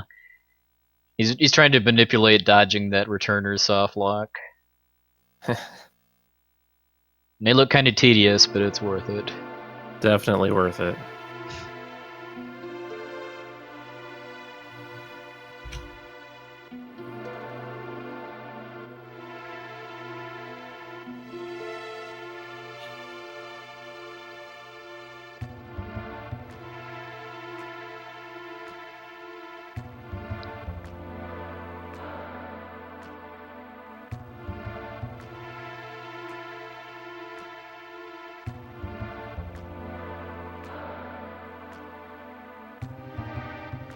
How much this you have right now, Chrono?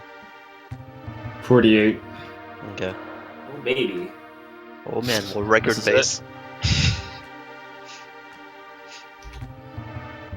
Put the steam up. 2 more, then we get to have some fun.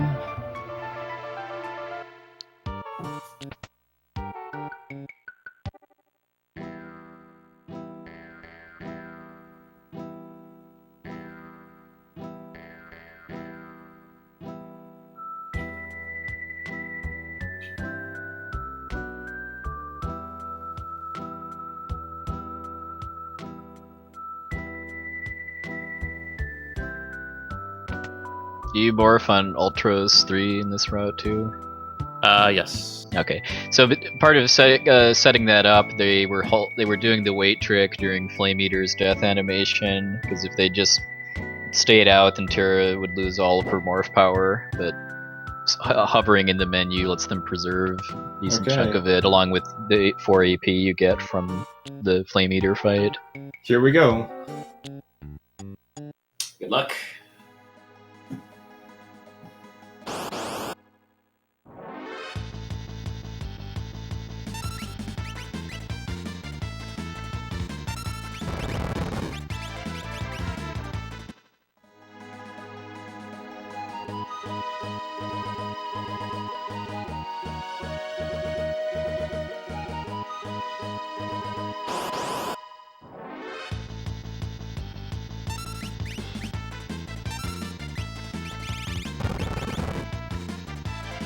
Oh, baby.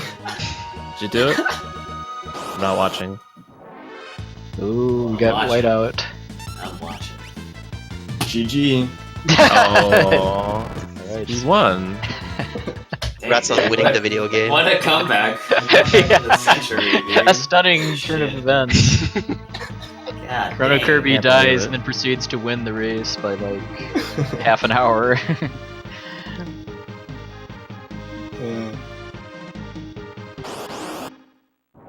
The credits get to be pretty funny since we haven't named anyone.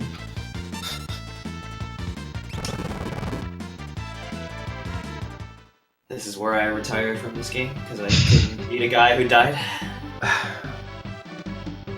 How could this be?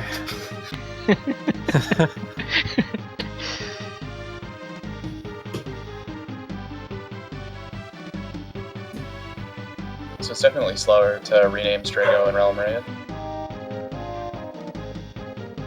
Oh, say again?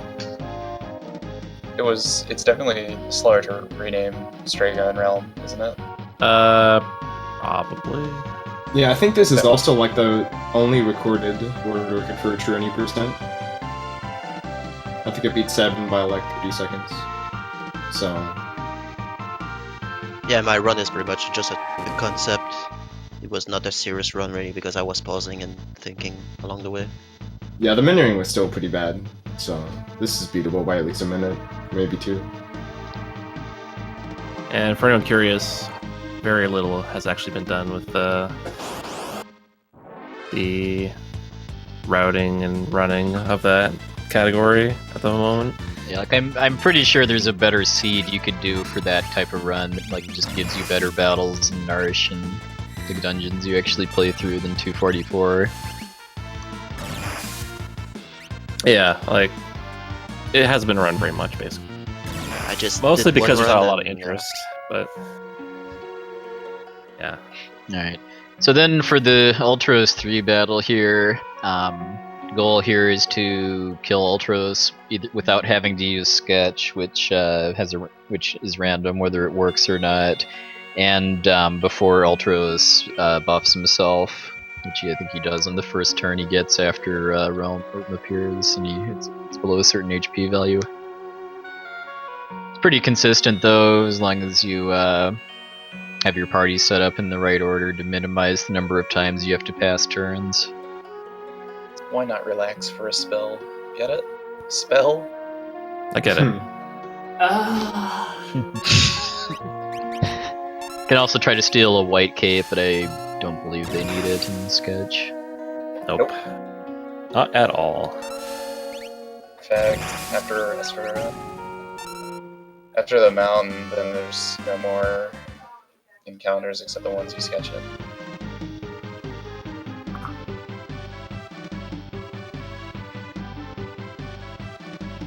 Yeah, in a longer run, you'd want white capes because they give you extra magic evasion, along with Imp and I think it's Berserk resistance. Forget what the second one is besides Imp. Oh no, Silence is the other one. Yeah, Imp and Silence.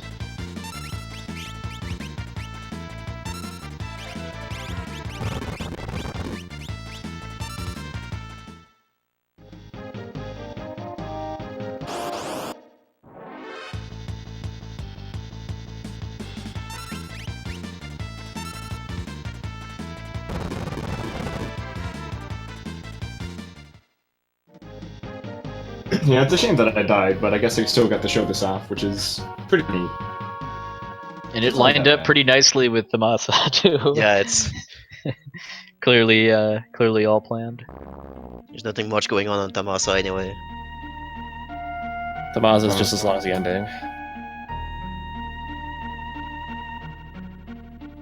If only we could do the sketch ditch before that.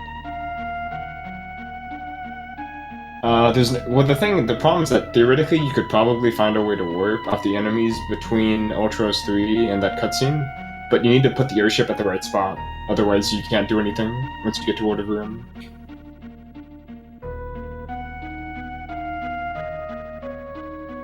That's the problem.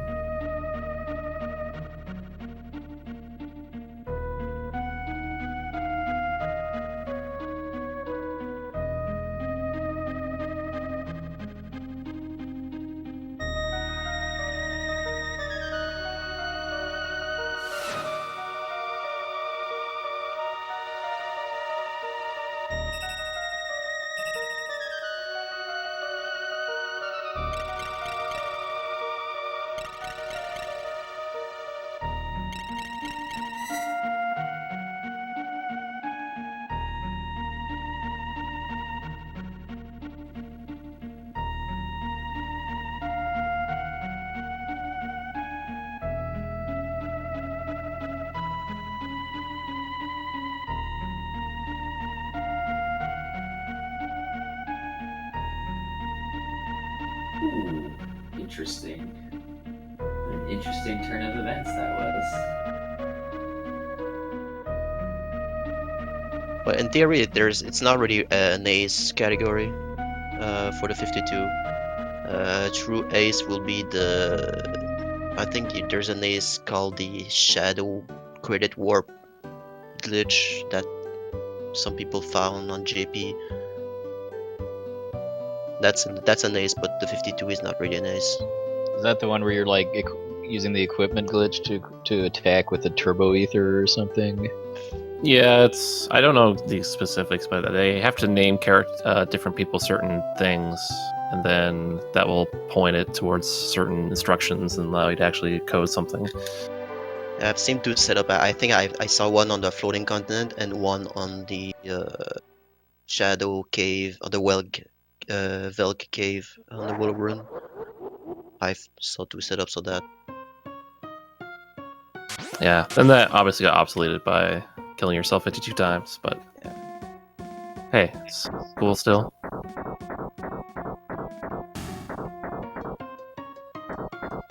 I know. I still think there's some stuff to be explored for better sketch setups. I'm still not satisfied with the sketch we have currently. But Yeah, there's definitely faster ways to do it. It's just a crapshoot. Golf strat might be the main one day. I mean, just digging through all the different possibilities through sketches and nightmare. There's so many things you can do with it. There's a chart on the TAS video that's all the scenarios and all the spells and their behaviors. And it's huge. Yeah, and not entirely accurate in some cases. And cryptic. And somewhat cryptic, but if you take the time to go through it and understand it, yeah, it makes sense.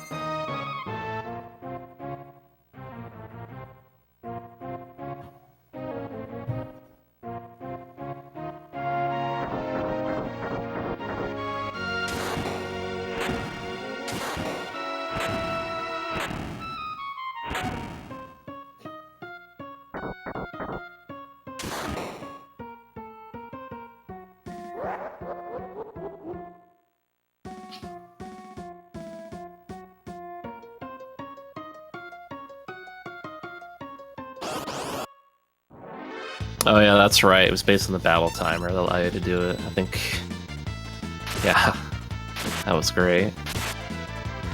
Had to sit in battle for a billion years, and then hit it like a specific frame. Yeah.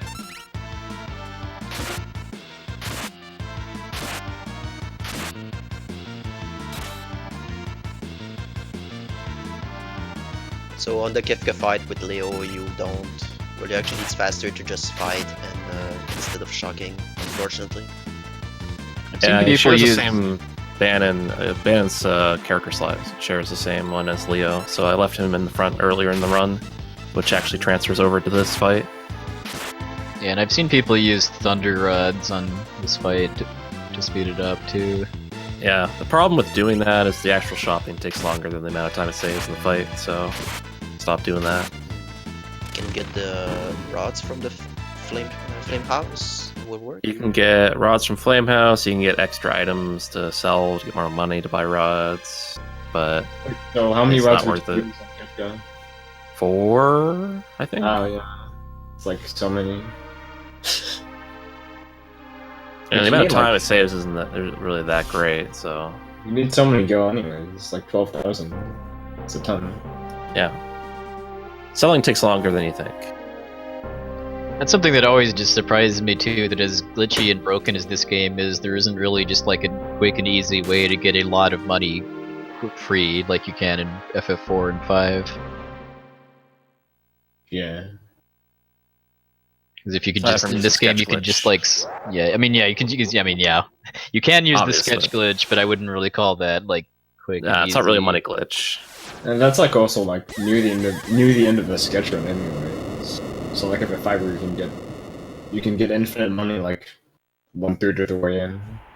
Or if at 4 you get like 9 minutes in. Yeah, I get about yeah, a little over 10 minutes in.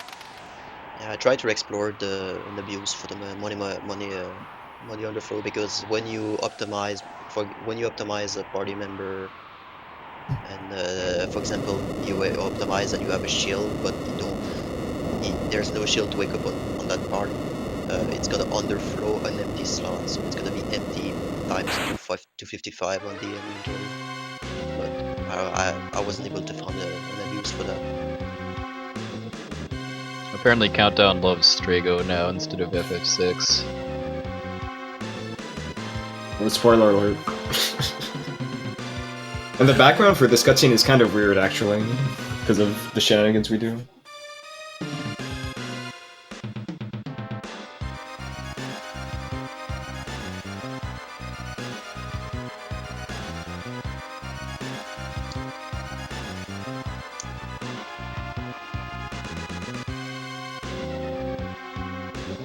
Oh way. And if this were Nico timing, you would have to go all the way to the end to split 2. So yeah, you'd have a run where a third of it is game overing a lot, and then another third is the ending. Then you have the intro too. And now we're floating above a waterfall, because, you know, why not? Oh yeah, cool. Yeah, doing Nico timing adds 25 minutes basically between the intro and the ending. You don't have to do any inputs though, so you can just like sit around, do other stuff for 24 minutes, and come back. I'm kind of surprised the credits is consistent. Yeah, it actually finishes instead of soft locking at some point. Yeah.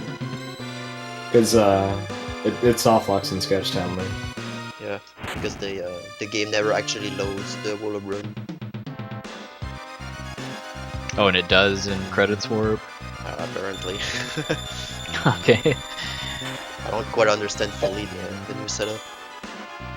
I understand this task, but I know on the task that they changed the setup specifically so it wouldn't soft lock. So Yeah. it's definitely affected by how you do it. I on know the that task, much. the old task, I wasn't using the was soft locking at the end, but they added an event load to load the wall of run, so it doesn't soft. Yeah, I think that's what's happening. Instead of reloading stuff at the same time that we're loading the event.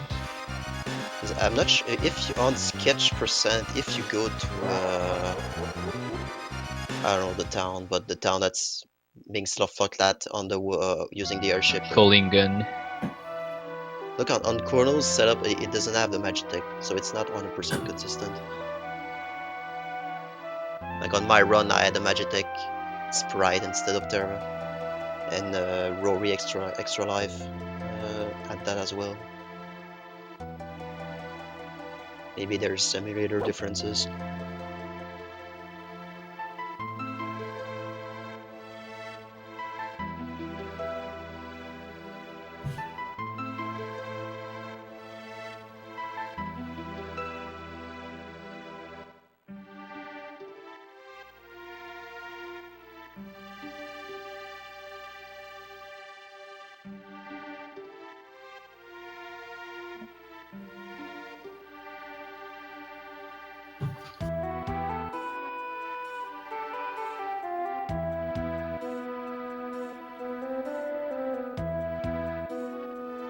Sad about the 2 Ifrit deaths. This could have been a good race between me and Bick. You just gotta wait for Bick to I'll choke somewhere, dude. Don't worry about it. just miss the Joker doom and go back to the save before Inferno. Anything from my friends, dude.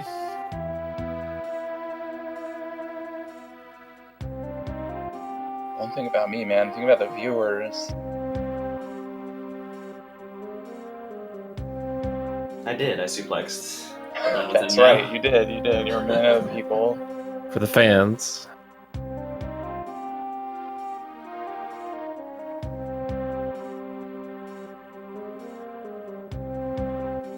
For the fans. We all know it. Chrono is the winner. It says any percent on the stream, so anything is possible. We just made some Hey, different man. tactical choices, you know. I played by the rules. It wasn't defined as cash percent. So I think the estimate was way too high personally, but yeah, Does the schedule not say sketch glitch on it? yeah. Oh, it did. It says any percent 4 hours. Wow. you have to do it 4 times. Yeah, it'd be a best of 5 race for Credits Warp then. Or maybe it's a relay.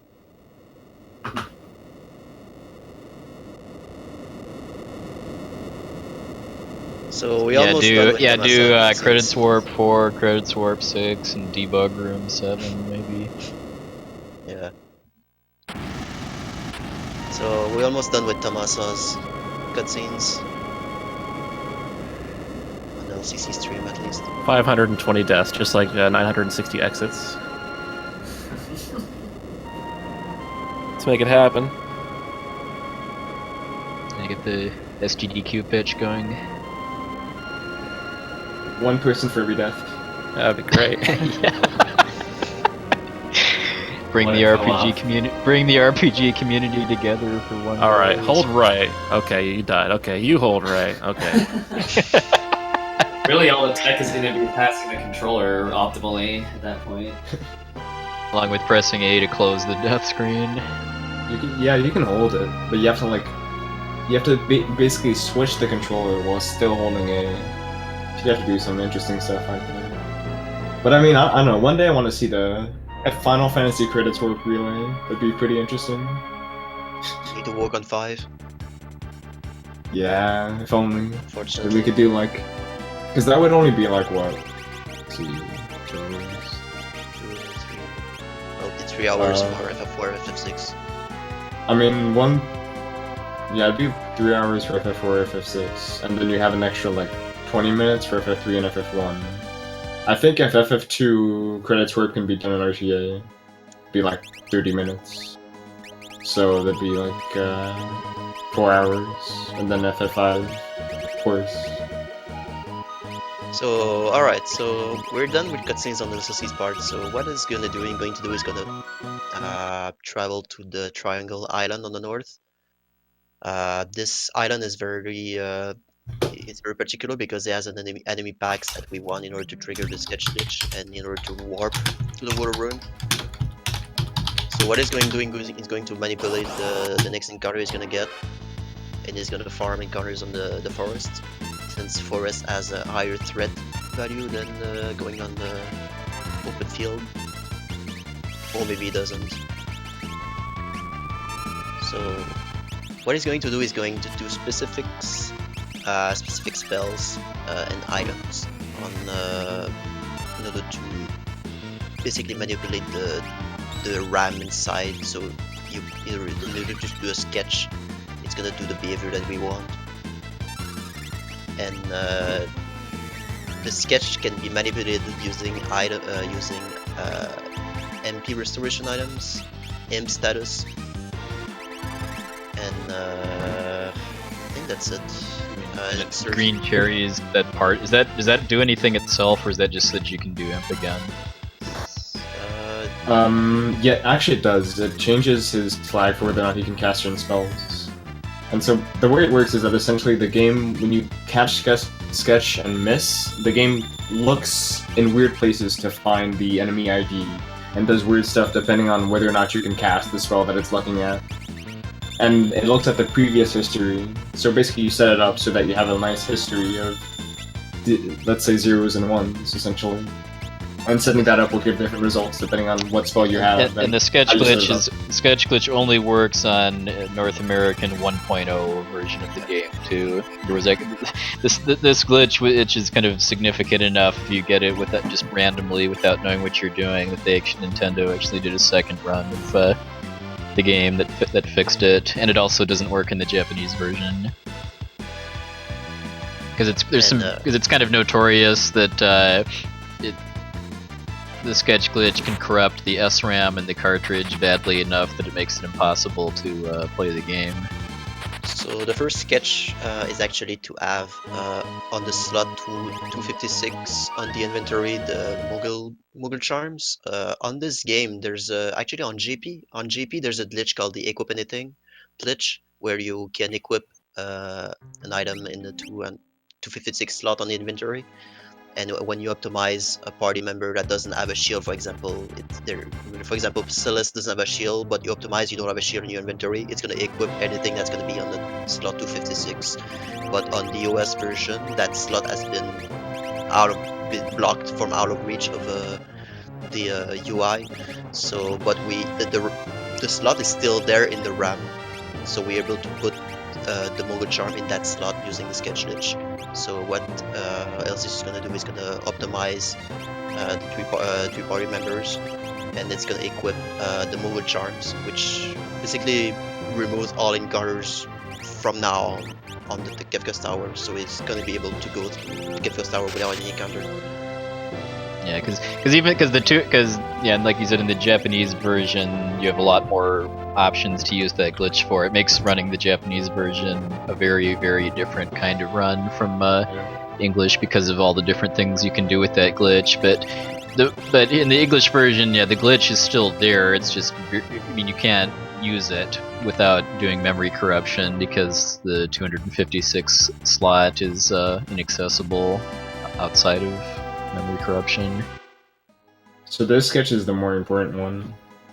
So the reason, have we explained why he put goggles in slot 184? It's gonna be, we're gonna explain that on the second glitch. Yeah. Actually. But yeah, the first sketch is pretty much to have the mobile charms, and the second one is to warp to the Wall of Ruin and be able And it also flags the goggles as equipable if they're in that slot. Yeah, and the thing on slot A184 is being flagged as equipable, no matter the nature. So that way you can equip goggles on lock. And we also get, I think, running shoes and flame shield from this sketch. Yeah, we get tons of items. Yeah, just need to put them. Yeah, you have running shoes. What else you have? You have flame shield. You have to have explosion at the top of the screen as well. That's gonna be used for killing, one-shotting bosses later on. One problem with this sketch, though, is that depending on the frame on which you sketch, it can last between, I think, like 1 minute and like forever. Sometimes it just doesn't go off, but you have to rate an average like 2 minutes. Yeah, I know an earlier setup for this involved sitting here for like 2 minutes or more, just waiting for the glitch to play out. That's the setup, yeah, you have to wait 2 minutes on average, but sometimes it takes less, and sometimes it can take 10 minutes. It just depends on the frame of the sketch. During the second issue, it's pretty much item management, equipping the goggles, switching a buckler on lock, because I don't know what's the behavior of the... What is it being equipped on this right end on lock? I can't remember. Goggles. Yeah. No, but the other end, you're doing during the sketch, it's being... oh, I think it's like a shield. You don't really have to do it, I just put it on anyways, it's a shield. Okay. The goggles behaves differently if you have shield, but you just do that in the menu later anyways. And you want to have certain items at the top of the menu because there's so much crap into the inventory that you want when you want to equip stuff in the Kefka's Towers, you want to have it at the top of the screen, top of the menu, instead of going down.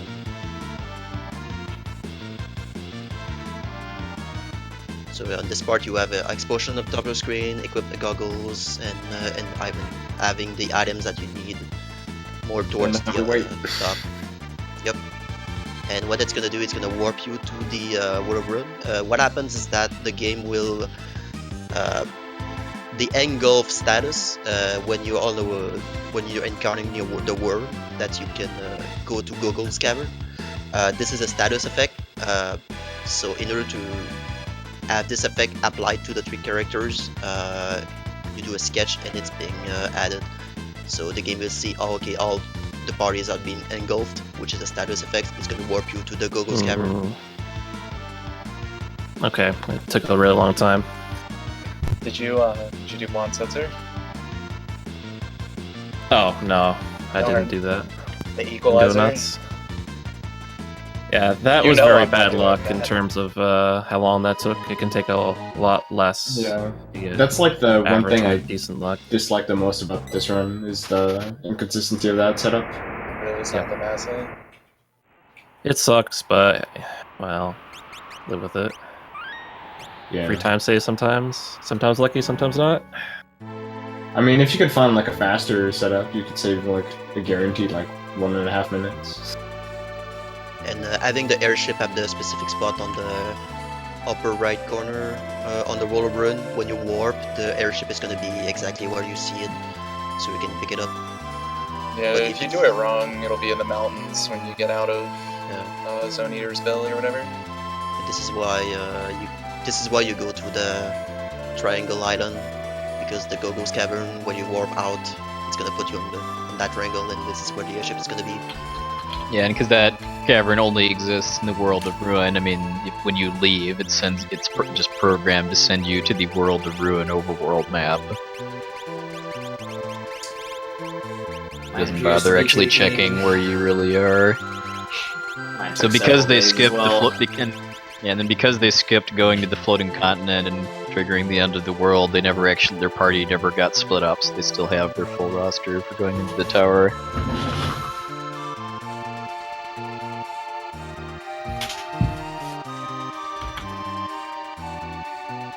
And all the 3 party members that got the Moogle charms are being distributed on the 3 groups, so you don't have any carvers going down. Yeah, it's pretty much the same as you do in the Japanese version with the equipment glitch, only this is a lot more efficient. Because you can only get 1 Moogle charm in the Japanese version.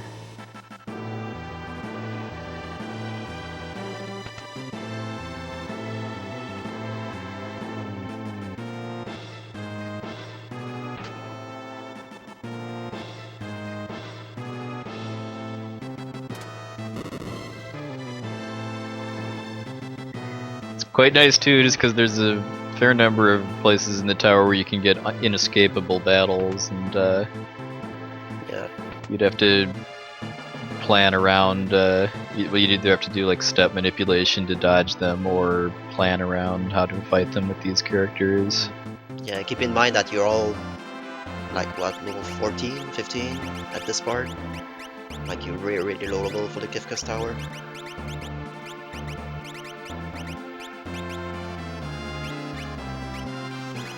I've actually taken out the Moogle charms to practice slots, and you can actually survive some things because you have like flame shields and force equipment.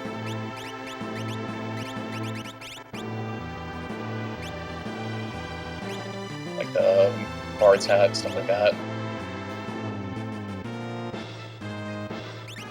It's really easy to abuse stats in this game.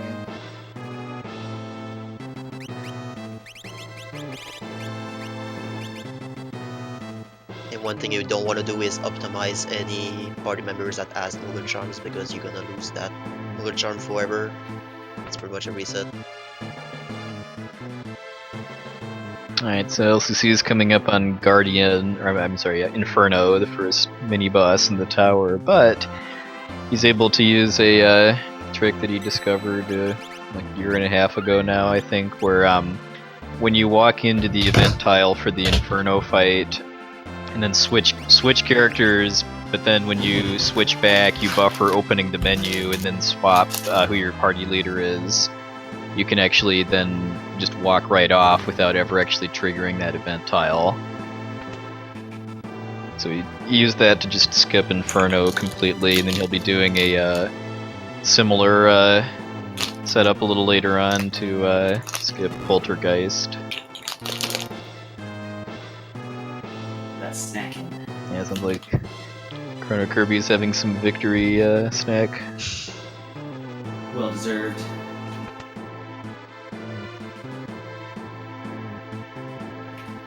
So this is probably the most interesting part of the sketch run, in my opinion. The gauntlet. And now sketch is pretty fun too.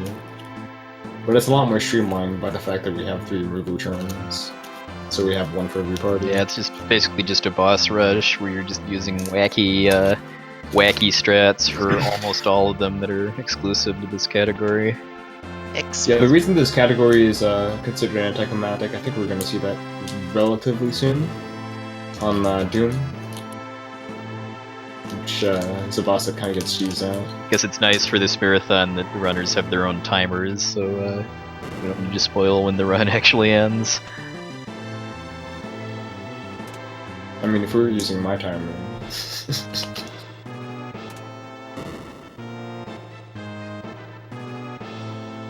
Oops. Kinda screwed up. There's an extra green cherry.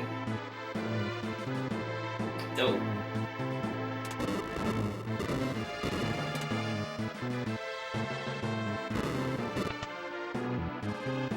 I think the trigger would still be active.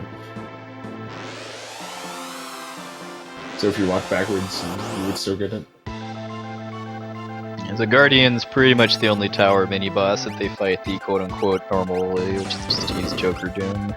Yeah, it's pretty much the hardest boss you can encounter in this tower. The rest is pretty much easy.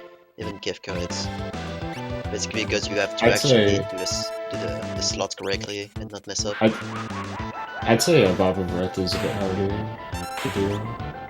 But yeah, this fight is hard because if you mess up, it's very bad. Yeah, it's slots. You mess up, yeah, you're screwed up. But at least the menu Baba merge Breath is on not that bad. Kefka can go bad real quickly.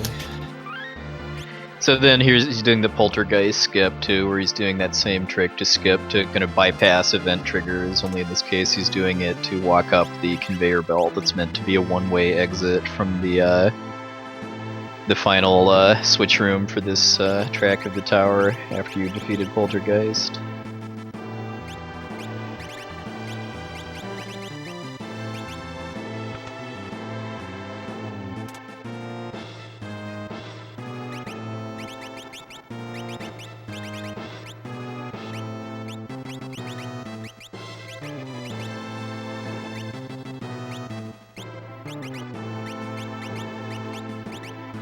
Alright, we in there.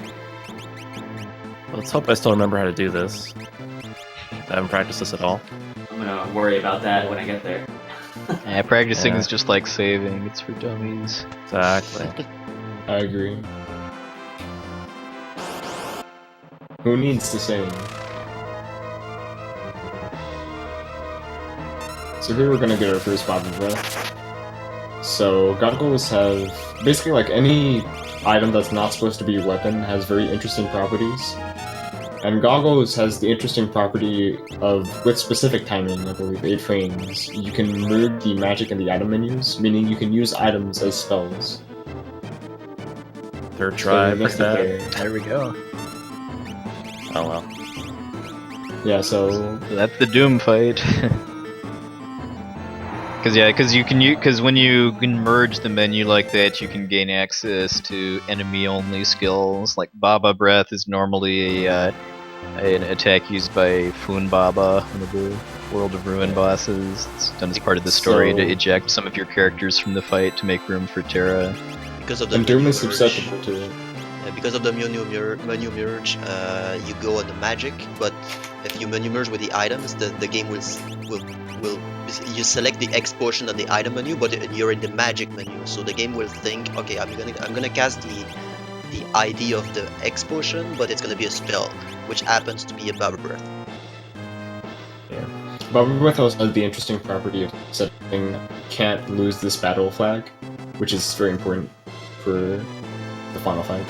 Yeah, because it kind of comes back down to what Baba Breath does in the normal story, which is where it causes the first. I mean, it removes 2 of your characters from the second or third battle with Bichphuongballz, I believe, and then causes the battle to end. And the final one begins.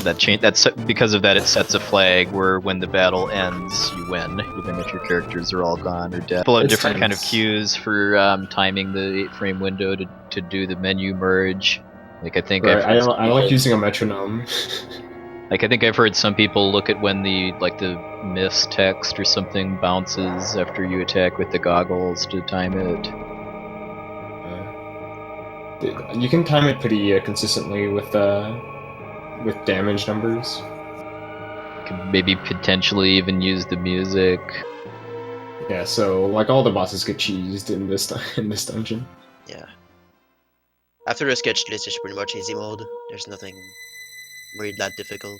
Well, other than doing the Baba Breath. I mean, because I know people have It's different kind of tense. cues for timing the 8-frame window to do the menu merge. Like I think Right, I've heard I like using a metronome. Like I think I've heard some people look at when the miss text or something bounces after you attack with the goggles to time it. You can time it pretty consistently with damage numbers. Could maybe potentially even use the music, although that would be a little awkward because of the random ATB. I mean, the problem with music, when you might as well use a metronome at that point. Like metronome is like the most consistent way if you know how to do it well. The only disadvantage is that to do it correctly, you have to pause buffer, and then use the release of the pause buffer as the start of the timing, basically. That's how I like doing it. Otherwise, I think every other runner besides me just does it by feel. So And one thing's cool about the Bichphuongballz is you can menu merge pretty much everything. You can menu merge the Scion sword deck, which happens to be tech missile. And if you menu merge with the tools from Edgar, I think the I screwed up the sketch glitch. I can't continue. No safety save before it. No, I do, but I'm gonna be going way over estimate if I do.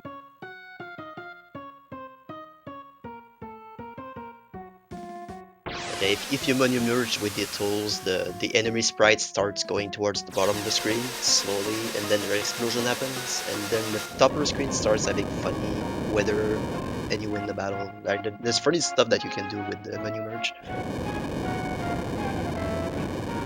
It's not specific to Magic only.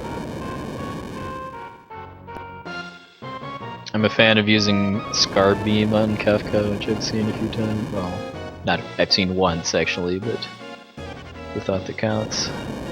Like 3.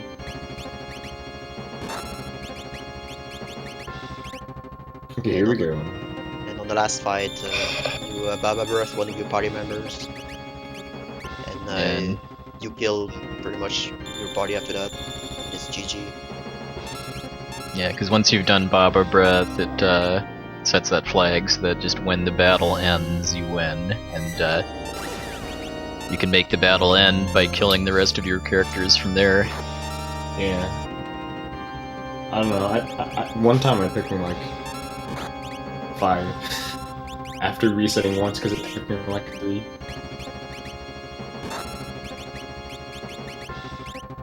Okay, here we go. And on the last fight, you Baba Breath one of your party members, and you kill pretty much your party after that.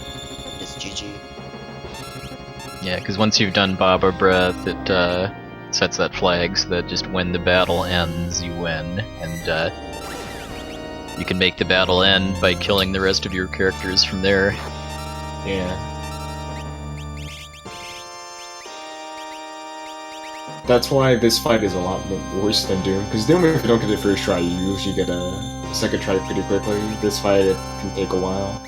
Yeah, because attacking his lock. Yeah, because he's attacking, because he has 3 different pieces that are attacking you. So I like waiting for his first round of attacks personally, but I mean, you can try and go for it before his first attack. That's the ideal situation, obviously, but.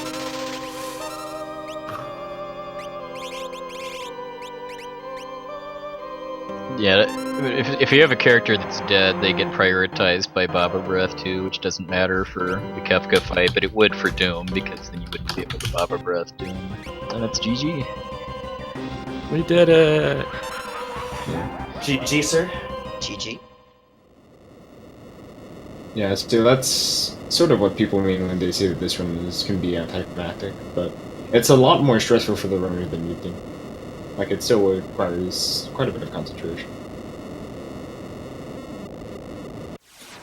And GG to LCC. Solid second place right there. Yeah, I think so. Less than 3 hours behind. Coming at you.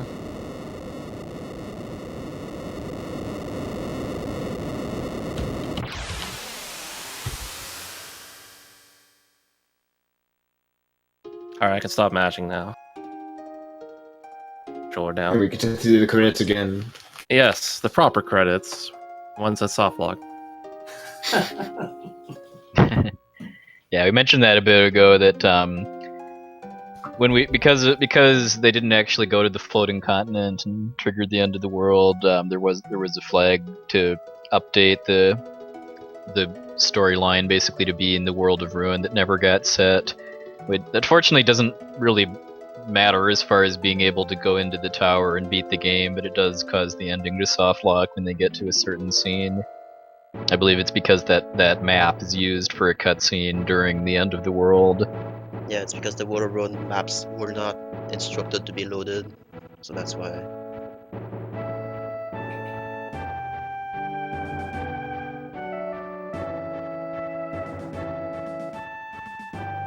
But yeah, the white splash that we saw on after Terra's blending, this is the same as on 90%.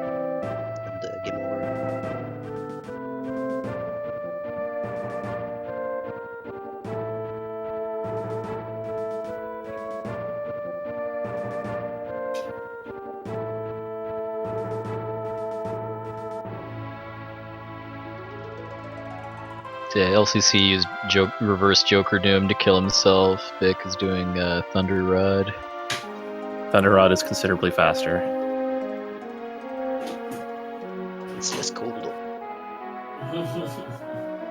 So much faster though.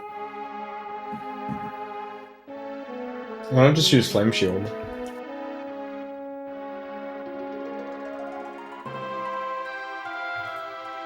Because people have flame shields equipped.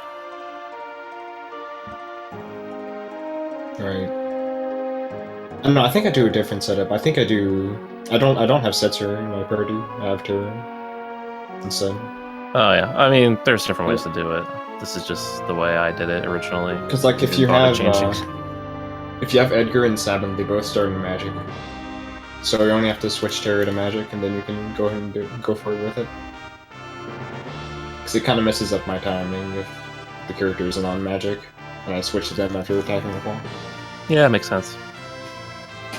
Yeah, just stop magic too.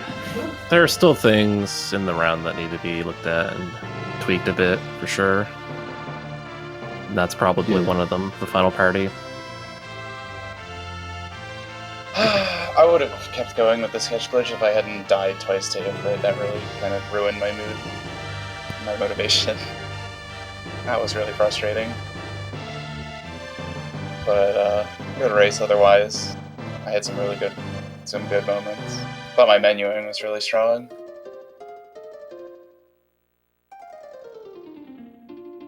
Yeah, GG everybody. GG. GG. Yeah, GG. Yeah, I wish we could have finished as fast as CK, but not everybody can be a god. Nope.